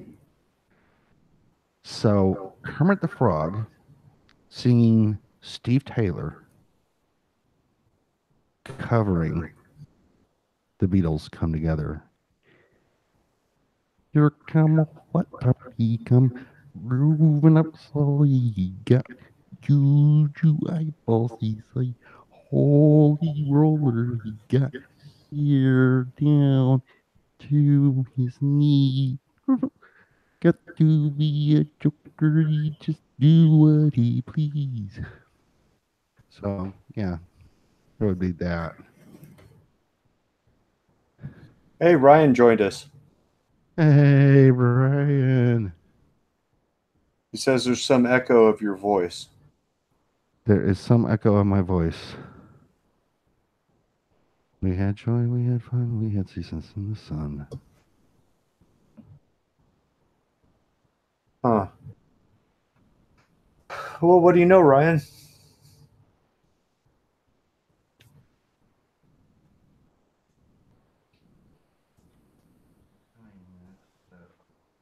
Okay, so is that any better? He said it worked for the song. It worked for this song. Yeah, I don't know what would be causing the echo. Everything's buttoned up tight on my end. Is there any loose audio on your end? Well, there is that one audio issue that I'm working around thanks to my teenagers. Oh, so yeah, the echo would be from uh, not my computer. Well, it might be coming from the fact that I'm not on headphones Yeah. because my teenagers don't seem to understand the concept of this particular set of headphones belongs to dad and is for his channel. and they just borrow them. You know what? Not asking. We need to get you a desk with a locking drawer. I have a desk with a locking drawer. I secure my stuff. I hide my stuff. I hide my stuff so well sometimes I can't find it. That's not the case in this case. I actually called and checked with them, and they're like, "Yeah, we borrowed them." So when they come home from where they went off to, they're going to find out that some of their stuff has also been borrowed without asking. Yeah. And they might be upset at the amount of stuff that's borrowed without asking because I'll just go into the rooms and borrow their electronics. No, Real no, don't borrow the electronics. You know, like the game consoles. Just borrow like the batteries out of them. dumb. Borrow the power cords. No, no, no, no. Borrow the controllers for the Xbox Oh or no, they've all PlayStation. got stashes for uh, batteries. Right, right. But then they got to go and find them, which is what you have to do. Now, Ryan, that is in the chat, is this the same Ryan that has the writing channel? Yeah, this would be Rider 358, or as Gil called him, the beard on the bike. And definitely worth tuning into that channel if you enjoy uh, videos about motorcycles. Highly recommend it. What he does is something special. It's uh, he combines the silliest notions with riding great distances in not a lot of time. He has to average 42, 43, 42, let's say, miles an hour in order to meet a lot of his deadlines. And the funny thing is that is if you never stop ever. Yeah, and it's something I could never do. Number one, I'm not comfortable on motorcycles. I never have been. Um, and I think you know why. And Actually, I don't remember. you don't, well, there's two reasons why. One was Grandpa's three wheeler. But that had three wheels. What's that got to do with two? Well, yeah, but you weren't hanging on for We dear own. life by the back of your shirt while you were trailing behind the motorcycle like a flag. I only went airborne with you on it once, Yes, but I went airborne off of the seat, which is why Grandma told you to park it. which is why it was sold the next day. Yeah, yeah. The other was when Sybil decided to go straight because you stopped watching where you wanted to go and started watching where you were going around a curve. No, no, no, no. I quit watching where I was wanting to go and started watching the front wheel. Yeah. You watched yourself drive into the ditch. That was I did a header at 45 miles an hour without a helmet. Helmet was strapped to the bike. I was fine. Bike was totaled. yeah. Bike was totaled, and how many stitches did they put in your lip? 4, and he wasn't nice about it. I have a nice scar.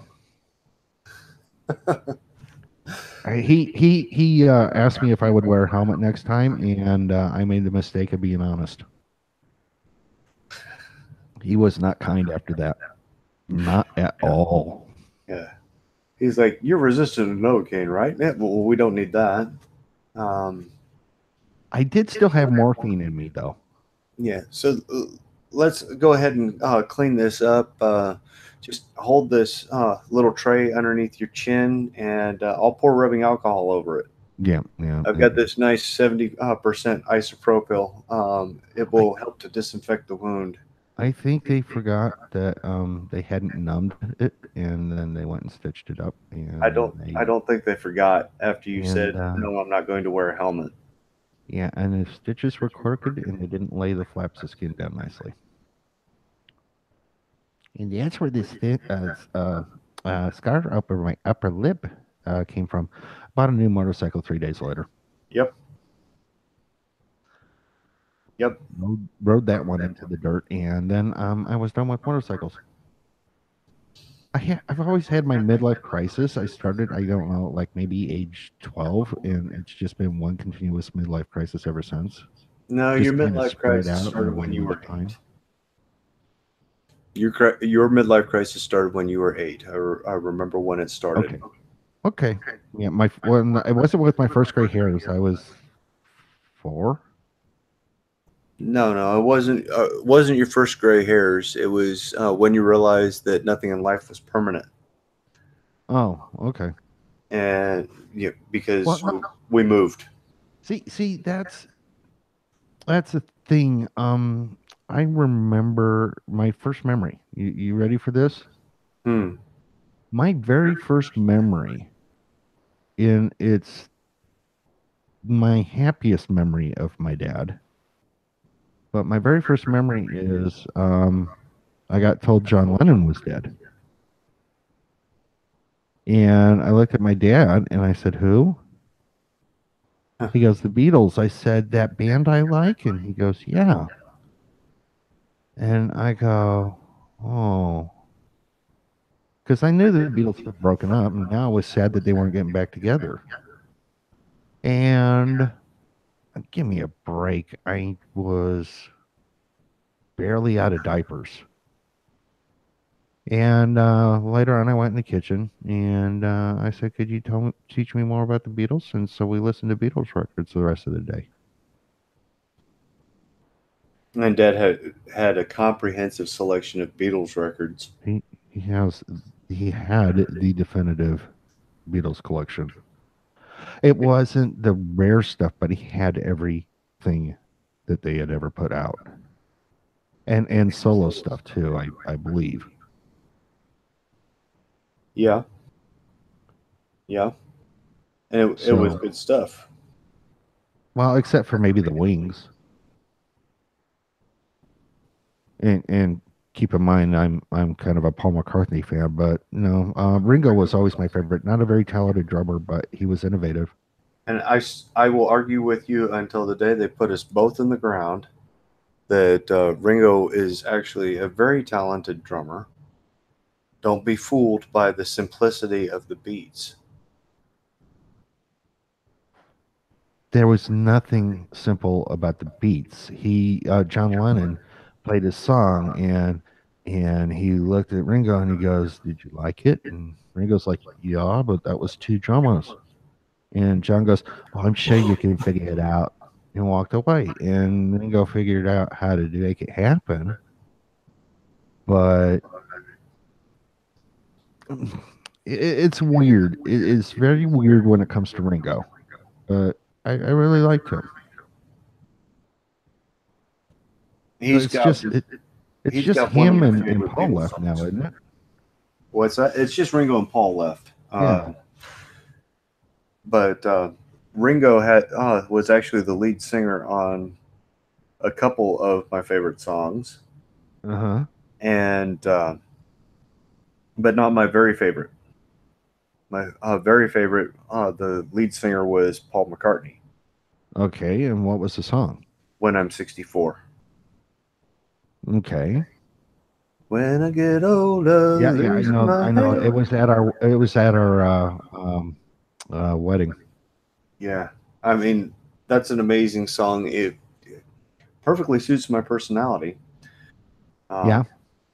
Well, and Paul was kind of quirky, anyways.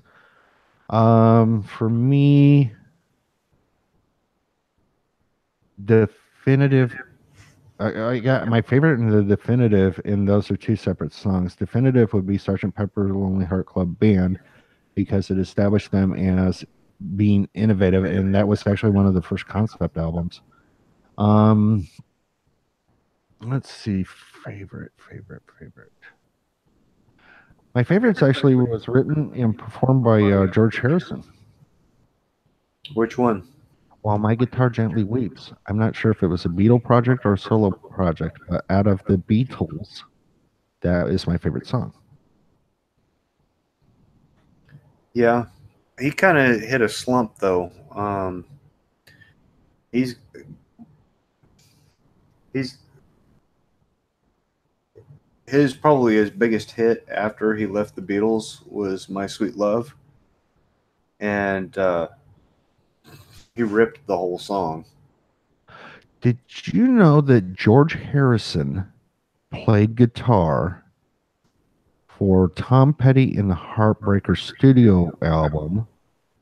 And the song was, I can't think of the name of the song, but it's one of the songs. He was a guitarist on it. I knew that, and I also knew that that's where the Traveling Wilburys got started. Yeah, and they recorded like not long after Roy Orbison passed. Yeah, So I just learned that one today. I love music trivia. yeah. I like movie trivia more, but I don't watch movies anymore. I mean, you saw the size of my collection in the video this morning. That's it. I run into frustration because I'm a big series guy. I read a series of books, not just a book. If it's in a series, I like to read the whole series. Yeah. Same thing with movies. I want to watch the whole series of movies, Oh God, and no. that's fine when you've got the Lord of the Rings or Hobbit.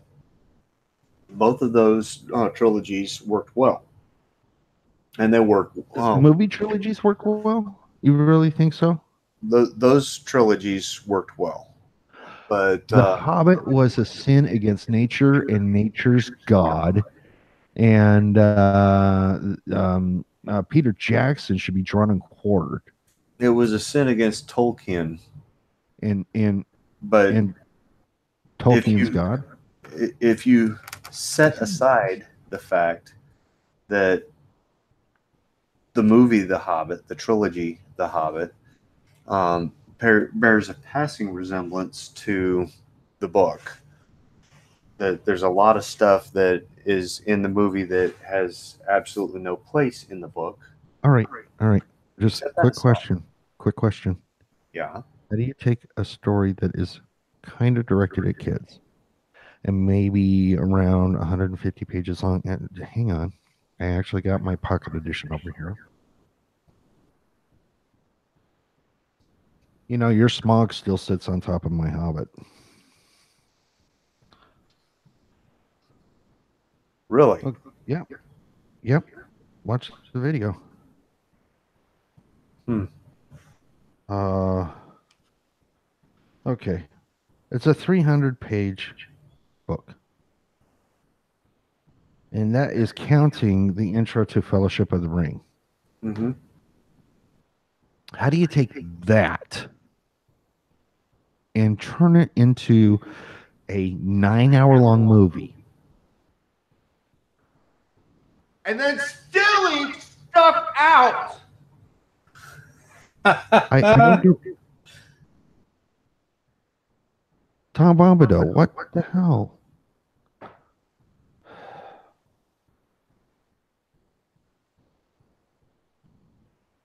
They just left so much out. I lost all respect for Peter Jackson in that, and I thought he's a hell of a filmmaker, but I just look at that and go, that's what greed does to you. And as far as watching every movie in a series, if you watch Jurassic Park, you've seen every movie.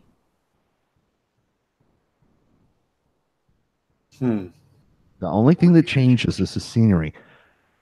Kids get taken to a park where they really don't belong. That there's dinosaurs at that because the parents are getting divorced. Yeah. Yeah, that's every movie. No, that's the first and the fourth movies. And the second. No. And the third. The parents were already divorced in the second movie, not getting divorced. Oh, excuse me. Divorced parents, one kid. And then the third movie, it was still a park. There were still dinosaurs. The whole place was off limits, and mom and dad were getting a divorce, and the kid got stranded on the island. Mm. It's all the same movie. I really don't have patience for theater anymore. My wife has seen me sit down to watch a movie and the opening credits are not done, and I get up and walk out and go, let me know when it's over. I tell you, after how much of a huge Star Wars fan we both were when we were kids, Were the prequel trilogy was. It started out very disappointing it and ended then got very better. disappointing. The Um, second movie was okay. the third movie wasn't bad either. I still maintain that the third movie contains the most badass lightsaber duel anywhere Yeah, in the series. but first movie had midichlorians, and the third movie had um um oh yeah, that's right, younglings and Order 66. Yeah. Yeah, big badass Darth Vader go in and kill a bunch of 6-year-olds. Great. They took my second favorite villain of all time and rendered him impotent. No. And they didn't need to add that in. And then there were, you know what? There was the special editions of Star Wars. Where My favorite picture is George Lucas wearing a T-shirt that said Han shot first. Favorite picture of all time. well, in the original movie, he did shoot first, but that didn't play well with the follow-on generation, so they had to make Han shoot second. No, they did not. Now that doesn't change the fact that Greedo had a gun stuck in his face, Did and they so it was still self-defense. did they needed to retcon that the same way that the good, the bad, and the ugly needs to be retconned. Yeah, Yeah. Okay. So we agree there. and then you come up with the sequel trilogy that they've got 2 movies built on so far. I watched the first one of those, and I was done with Star Wars entirely. That you've got the rehash of Vader Mark II. No. This is why I quit. Are you ready for this? Mm-hmm. You get to the end of the movie, a mediocre movie at best, in my opinion. I didn't find myself caring about anything or anyone in it. But Star Wars, and we get to the end, and she's walking up, and they're on cliffs, and there's the ocean, and there's Mark Hamill as Luke Skywalker, and then it went to black, and I realized something. Hmm. They ended it on a cliffhanger. Yep. Literally. Um, I don't need that crap in my life. and then of course you've got Mare Sue. I have no idea what you're talking about. Go away. Running all the way through both of those movies, hyper accomplished with absolutely no training or very little training. Matt Pat has a really good theory on the Millennium Falcon. Look up Han Solo sucked as a pilot. Han Solo sucked as a pilot. Han Solo was a terrible pilot. And he'll say spoiler alert for Han Solo, and then he'll go, no, really, I'm saving you here. Just keep watching. You don't need the movie. It's freaking awesome. I love his sense of humor. I refuse to watch Solo. Well, watch that. The first thing that they did that made me refuse to watch it was I looked at the Millennium Falcon and they had redesigned one of the most iconic ships in all of science fiction. Now, hang on. The Millennium Falcon was highly modified. It was not a, what was it? YT. Oh God, I can't even. 1300. Yeah, 1300. It was not a YT 1300 anymore. It kind of externally, outwardly, sort of resembled one, but it wasn't. It really, really wasn't. So yeah, I think that you go ahead and do the what would you call it? I think you could go ahead and make it, more stock in appearance, and that would have been perfectly fine. But I mean, like if you take the command pod and switch it from one side to the other, I'm like, or give it two, or make the thing symmetrical for once. I'd be like, that's not the Millennium Falcon. Well, you remember that it's got the two arms off the front, and that's Mandibles. actually a docking clamp for cargo. Right. Well, in Solo, that slot where the docking clamps are for the cargo is covered over by plating, and it's not the same ship. And they redesigned the ships, and then they turn around and redesign the characters as well. And I'm like, okay, yeah, no, you know what? I just look. I was done with it with the Force Awakens. I really am. I don't have time in my life at this stage of the game with everything that I'm trying to accomplish to waste time on bad movies. Yeah. Bad books, bad movies, bad video games. I don't have time. There's too much good stuff out there, and if I get away from the bad stuff and move on to something else, I got a better chance of finding something good, and maybe undiscovered, and share it with people. Well, it was that way with Firefly, which took you forever to get me to watch, and then I became addicted as soon as I started watching it. Yeah, but you don't like Cowboy Bebop. No, I don't like Cowboy Bebop. You're out of the will. I was never in the will. Oh, yeah, well, true. If I was in the will, you were going to lead me your collection of Cowboy Bebop. Damn straight. You were going to leave me anything that I wanted. You were going to leave me something that you wanted. You know what? You know what? I think the funny thing, yeah, because you'd remember me and what a jerk I was. No, I think that's actually something that's really different with us. Is I am really, really moved by music. It doesn't have to be great music, and you kind of like music and TV shows like I am with movies, And Cowboy Bebop was a TV show, so yeah. Yeah, I'm okay with the music. I like the music until it becomes associated with something negative, and then I'm done.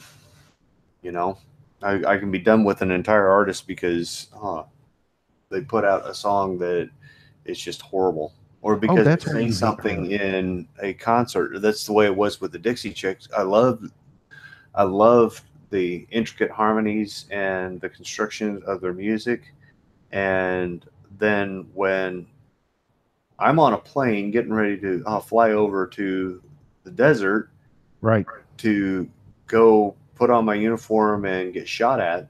Yeah.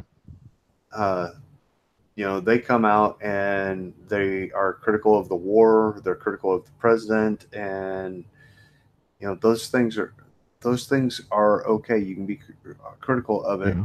But, the way they did it was just so incredibly offensive at that point that I stopped listening to their music. Dude. I'm not going to tell everybody else that they have to stop Right. listening to their music, but I just wasn't interested because when I heard their music, I saw the video from that concert. Someone else has joined us. And we got, hello. We've gotten as high as 4. Welcome to hour 2, about to be hour 3 of the live stream. I don't think we're going to go too far in hour 3, though, are we? I usually kill it somewhere between 2 and 2.5. What am I talking about? Usually, this is my second live stream. That's a phone call. I'm aiming for somewhere between 2 and 2.5 hours on live streams if the conversation is going well. Yeah, Ryan's completely sympathetic to that, by the way.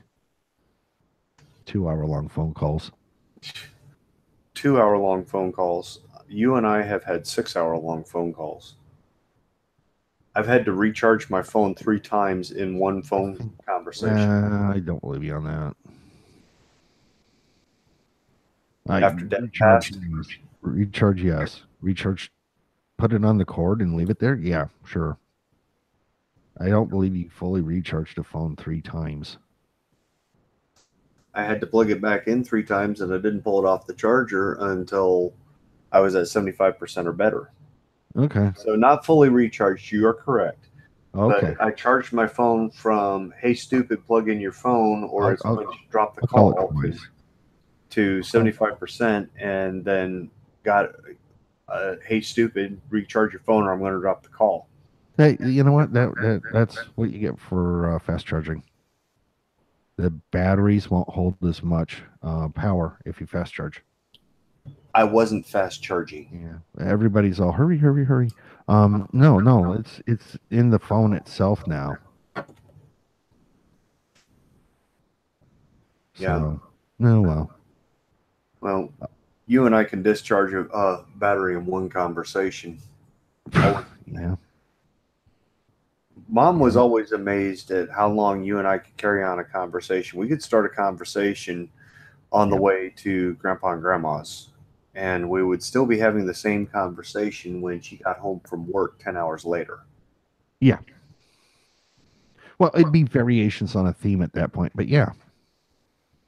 Well, we follow the thread of the conversation, we go off on a tangent, and eventually the tangent brings us back around to the root of the conversation. We follow another tangent and then back around, and Right. the thread of our conversation looks like a sine wave. Yeah. So, now this morning I laid out where I want to start moving with the channel as far as the studio and just as far as the studio, not as far as any content or anything goes. Where I wanted to start moving with that. Um, what what are you planning on doing over the next? And I'll say 2 years, and you don't have to do the whole 2 years. Just where do you want to move stuff studio wise? Studio And wise. yeah, studio wise. And then um how would that compare to what I'm planning on doing? Well, first, I'm planning on assigning a room to be a studio, and that will come as my teenagers finish growing up and leave my house and leave me with more spare rooms. Me doing that was probably the smartest thing that I did as early on. So yeah. What else? And once I have a studio, then I will set it up where it's a combination studio and office where I can do all my work for the channel Uh-huh. and any other associated work Yeah. all in the same place. And I will have a room for working. Okay. And it will not be my bedroom. It will not be the living room. It will not be used for anything else but me working. And, we'll discuss, I'm sure, at least 100 times, different techniques for uh, soundproofing and scattering and putting in backdrops so that I do intend to put in a backdrop so that when I start going live and you actually start seeing more than just my constructed avatar, Yeah. that there can be a backdrop that I have video playing on it. The kind of video content that you see, with the exception of my avatar, the kind of Yeah. video content that you see on my videos now will be broadcast in the back. So, that flame uh, graphic, the burning flames, when I'm giving my opinion and that's when those flames come up, is when I'm talking about my opinion, you know. So when I'm just talking about my opinion at that stage of the game, the flames will be rolling in the background, and I'll be able to uh, adjust the camera to the side and hold up my hand and gesture into empty space, but because of the green screen in the background, you'll be able to see whatever article I'm projecting, or whatever source or Mhm. image or whatever, kind of like a weatherman. but that's a ways down the road. Oh, there's nothing wrong with that. As far as broadcasts go, right now my target is to make sure that I have something going out once a week on Saturday at noon. And once I've got that to the point where there's never any question about whether or not I'm going to be done on time. And once I've got enough responses in my comments section that I can start doing this, then I'm going to start doing the roasted reheats. I mentioned them earlier in this live stream. On Wednesdays, I will actually, when we've got a real lively comment section going on my roasted opinions episode, then I will actually make a video in which I directly address some of the comments that have come up, and point out when somebody's got actually a really valid point that contributes to the discussion, and highlight that for people so that they focus in on that comment. And that doesn't have to be something that I agree with. It's probably going to be something that I disagree with, but it's also a valid point. Right. And I do hope to eventually do some meat and taters broadcasts with you where we're collaborating together. That'd be nice.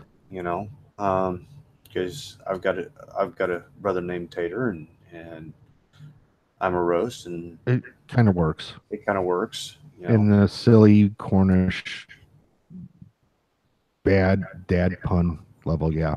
Yeah. Well, we're dads. All of our puns are dad puns. I've been punning people since, I don't know, so long they should call me the Punisher. I've actually gotten to the point now, and yes, I'm ignoring that. I've gotten to the point now where, I understand dad jokes and I understand dad puns. Those are old tropes, but we have a new trope coming out that I've recognized, and it's the dad meme. The dad meme is not new. It's not innovative. It's the kind of thing that you find as a GIF on Twitter. Yeah. Where you type in, say you want to put a meme of a GIF of something that's associated with fangirl. Right. You type in fangirl, and you can almost always find the same half dozen memes pop up, half dozen GIFs pop up over and over again. No matter how many times. Those are dad memes. And I use a lot of dad memes because I have not gotten into building my own memes yet. Not really. Heck, I had enough problems coming up with my avatar. And let's face it, looking at my avatar, it's a dad avatar. Well, the spud over there was done by Brittany Morgan, same as any of the artwork for Fish Chips. So yeah, I've been in contact with her. I have discussed with her the possibility of taking my stone-faced avatar and turn it into something a little bit more animated. Yeah. Actually have expressions, and if I can get one base expression that actually conveys emotion instead of looking like a fence post with a goatee, then we'll go from there. And actually, I like what Bearing and Sure Tits do with their channel, where they've got the same bear drawn like a dozen different expressions, dozen different facial expressions. I don't know. I still prefer live, but having an avatar and then sprinkling in the video segments or pictures like you do now, it's a lot better than what it was when you started out. I would just like you to. I'd like to see you get good enough, large enough, comfortable enough that you would come out from behind the avatar. That's on the distant shores. That's in long-term goals right now, is to eventually be able to come out from behind the avatar. Now, there's a couple different reasons why I will remain behind the avatar for the time being. And one of them is, I don't do this for money. I do this for fun. This is my hobby. Well, I I hope do to it for fun eventually, too, but I've approached it from day one. Like I want to make money at this yeah. because you had that chance. So why not go ahead and allow for the opportunity of success?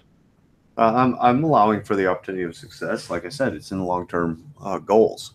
But for right now, I have to bear in mind that my primary source of income has nothing to do with YouTube. Well, no, And no. if something that I do on YouTube reflects badly on my employer, then I'm going to expect the normal consequence that happens from that. If I say something that um, the employer does not like, I would expect the employer to say, "Hey, that's not copacetic. We're going to have to let you go." I'm not going to play fast and loose with my finances. I'm going to be very careful about that. But that's only one reason. Another reason is because I've still got kids. They Now, are still minor children, and I hassling adults may be uh, that may be inappropriate or uncouth, but they're adults. They can handle it themselves. But if my kids are getting hassled because of something that I said on the channel, you okay? yeah, that's not copacetic. You know, I got to protect the kids. Yeah. So that's the other reason why I'm behind the avatar right now. Now, if No, that's my fine. my viewership comes up to the point where um, I'm no longer worried about what happens to my employment situation. I'm no longer worried that something that I say is going to completely devastate my finances. Then, I'll come out from behind the avatar. I'm thinking somewhere in the ballpark of around 100,000 subscribers, which again is in long term goals. Okay. So, I wanted to get back to he went, and I forgot half of what I was going to ask you, but um, you were talking about setting up a studio, Yeah. and you saw the bookshelves this morning. They're not big bookshelves. They're not full. But if you take that whole thing and, like, I don't know, build floating bookshelves that cover the entire back wall, the wall behind you when you're recording, and then do that trick with I don't know, you could go to garage sales and pick up a whole box of books for next to nothing. It doesn't really matter what they are, just throw them in there, And I think um I think you'd be very happy with that. Um it's not the only answer, but I think it's part of a solution. That and doing the sound treatment from where you sit, stand, wherever, from where you record, like 1 foot, 2 foot behind you, all the way up in front. And don't forget overhead when you do that. Yeah, well, we'll get there. We'll Yeah, get there. but I'd like to help you out with that when the time comes. One thing that I did plan on doing is having my studio set up where my desk was kind of centered in the room, Yeah, that's so actually the best place for it. so that I can place that sound scattering uh, bookshelf type setup around me to cut down on the echo, and like I said, actually have it as both a studio and an office, so that I can use it for more than just broadcasting. I can do all my business in there. Um, but that's a few years down the road. Yeah. I've only managed to get Roast Junior uh, completely out of the house so far. Little Miss Roast and Mini Roast and Micro Roast still have a ways to go before they are gone. Although Little Miss Roast is starting to get kind of close. You take any cholesterol medication? No, I don't my total understand how cholesterol that is red meat around you. 170. You don't understand what? I don't understand how that would be with all that red meat around you. Well, Um, I metabolize meat very well. I eat lots of red meat, and my total cholesterol is still 170. Then again, I do pretty good on the diabetic stream too. I'm my favorite health related story on me is actually when I went to get checked out by the Army annual physical, and I mhm. was supposed to have a fasting glucose test, and I forgot. And at the time, I was working till 5 or 6 o'clock at night, and then driving for 5 hours straight to get to drill.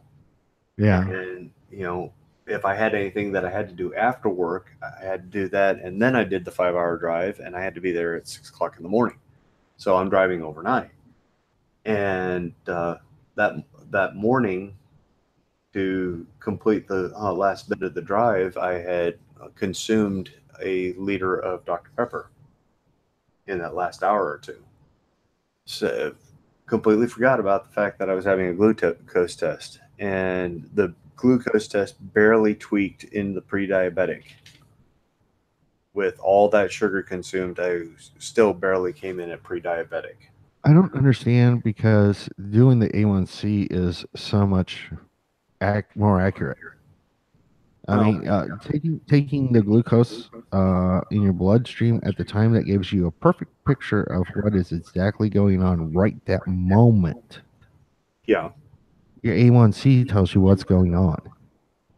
Well, yeah, but the A1C involves it's A the blood army, sample. dude. It's like your cholesterol test. The army doesn't do the cholesterol test all the time. They only do it when they need to, and they do it when they do it. They are sending samples to like the Mayo Clinic. You know, after a certain age, you have to I do don't know, an dude. EKG strip to show that you still got good cardiac health, and that I, EKG strip is read by the Mayo Clinic.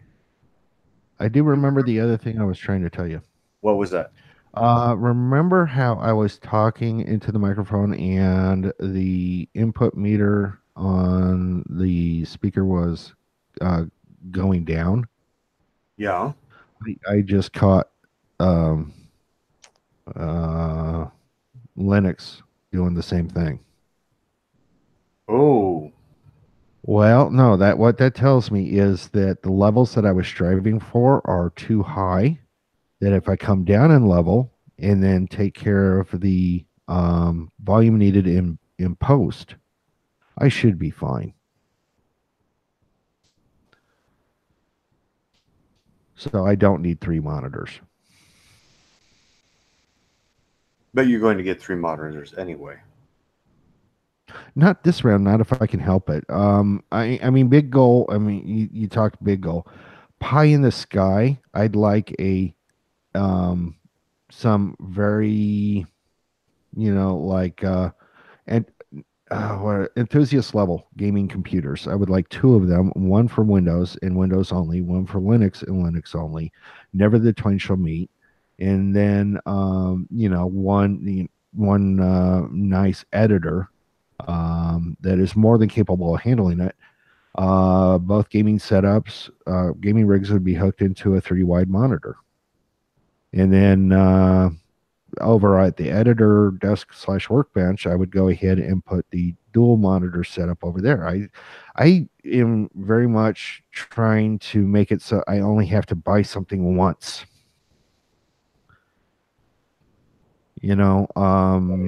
And nothing goes to waste. And I'm not going to quite accomplish that, but I can come really damn close. Right. And that's the studio stuff. As far as the gaming stuff, what I'm doing now is I just want to do it better. And I don't care if, it's right now. next week, next month, next year. I always want to be able to look back and say, I got better. And let's say look back over a period of 3 months. I want to see improvement every 3 months, noticeable improvement. That's the goal. You're still going to wind up with wall of monitor. I'm going to have 5 monitors and 6 computers if I have my say. And actually thinking about the joke wall of monitor, it actually gave me an idea for my office. I have the monitors be big screen TVs mounted on the wall facing my desk. No. Have you learned nothing from my monitors? What would I learn? What's wrong with that idea? Lag. Lag. Lagging is the time that it takes for the signal to hit the TV from that point until it is on the screen. On a monitor, it's about it's about 5 milliseconds, 5/1000ths of a second. On my big TV monitor here, that just fills the area, that is between 125 and 250 milliseconds, a quarter to an eighth of a second, added on top of whatever lag I have and everything else. So just with my monitor in the system, I could shoot at something and be pointed right at it on the monitor and miss it because on the computer it's already elsewhere. And I'll hit the button to shoot, and there'll be that quarter-second lag, and then it'll shoot. So you have to ambush everything. Yeah, it's half your reaction time. So figure, whatever your reaction time is, it's going to be half again as long. Well, that's for gaming. If all you're going to do is, spreadsheets, yeah, that's fine. But with maybe wanting to run a chat out of it, I think you'd be better served by doing a monitor. And I think actually a 4-monitor setup would work really well for you.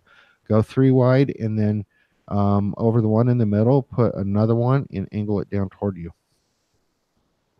We'll see.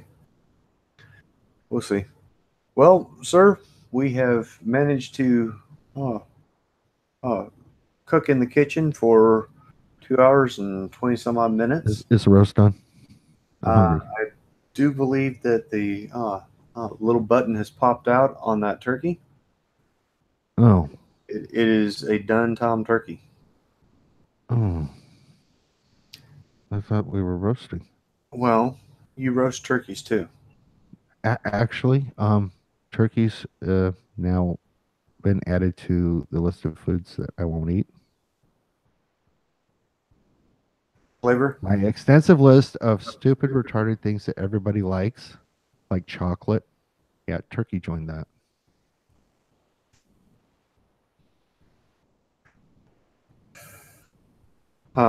Isn't that nuts?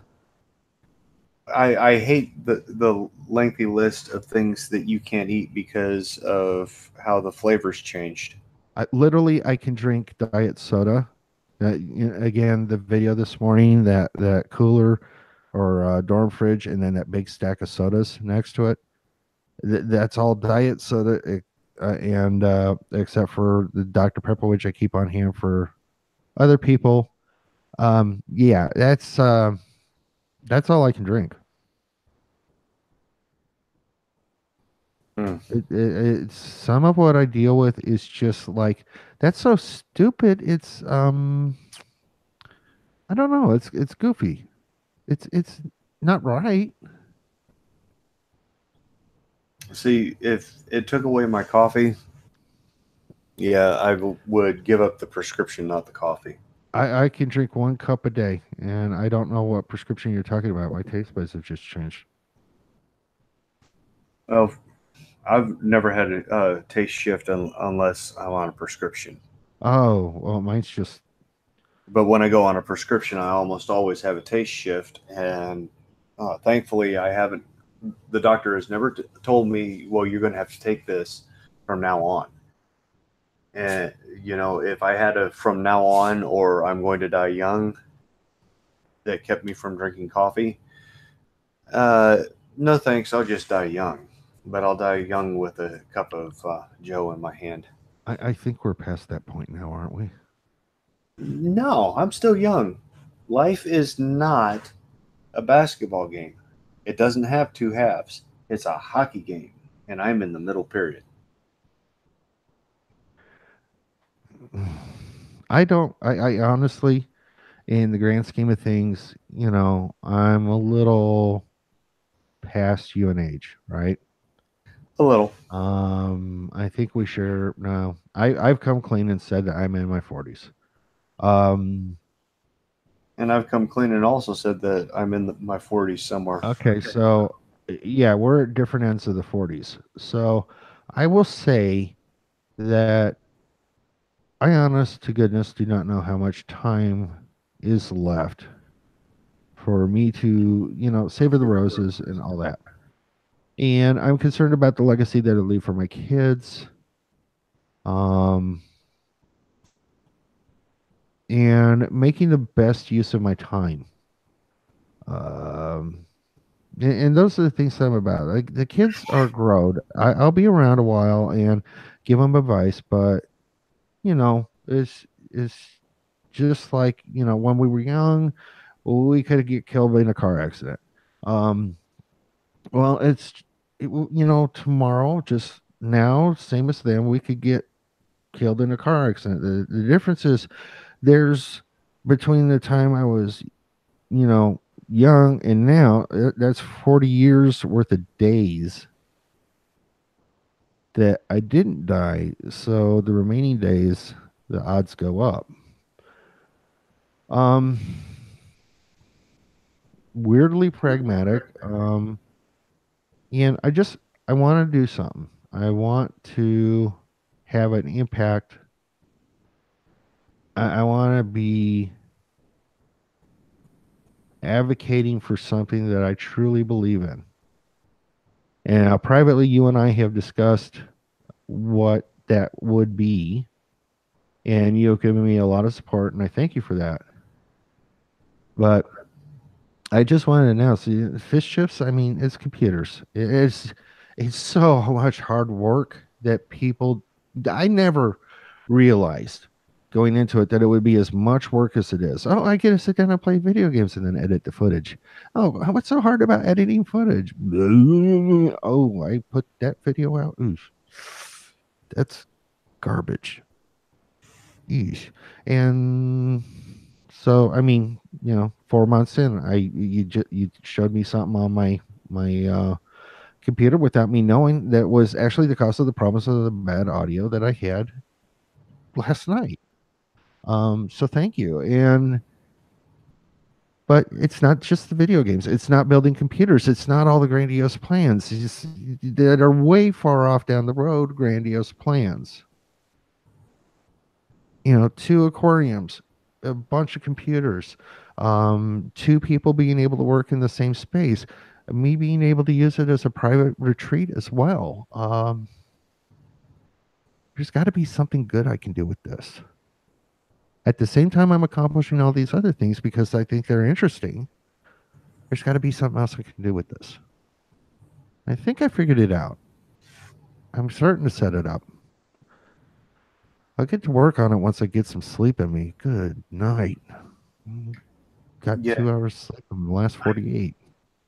I joke about it, but honestly, I count the number of videos that you've released in a week, and that to me roughly equates to the number of times that you've been asleep.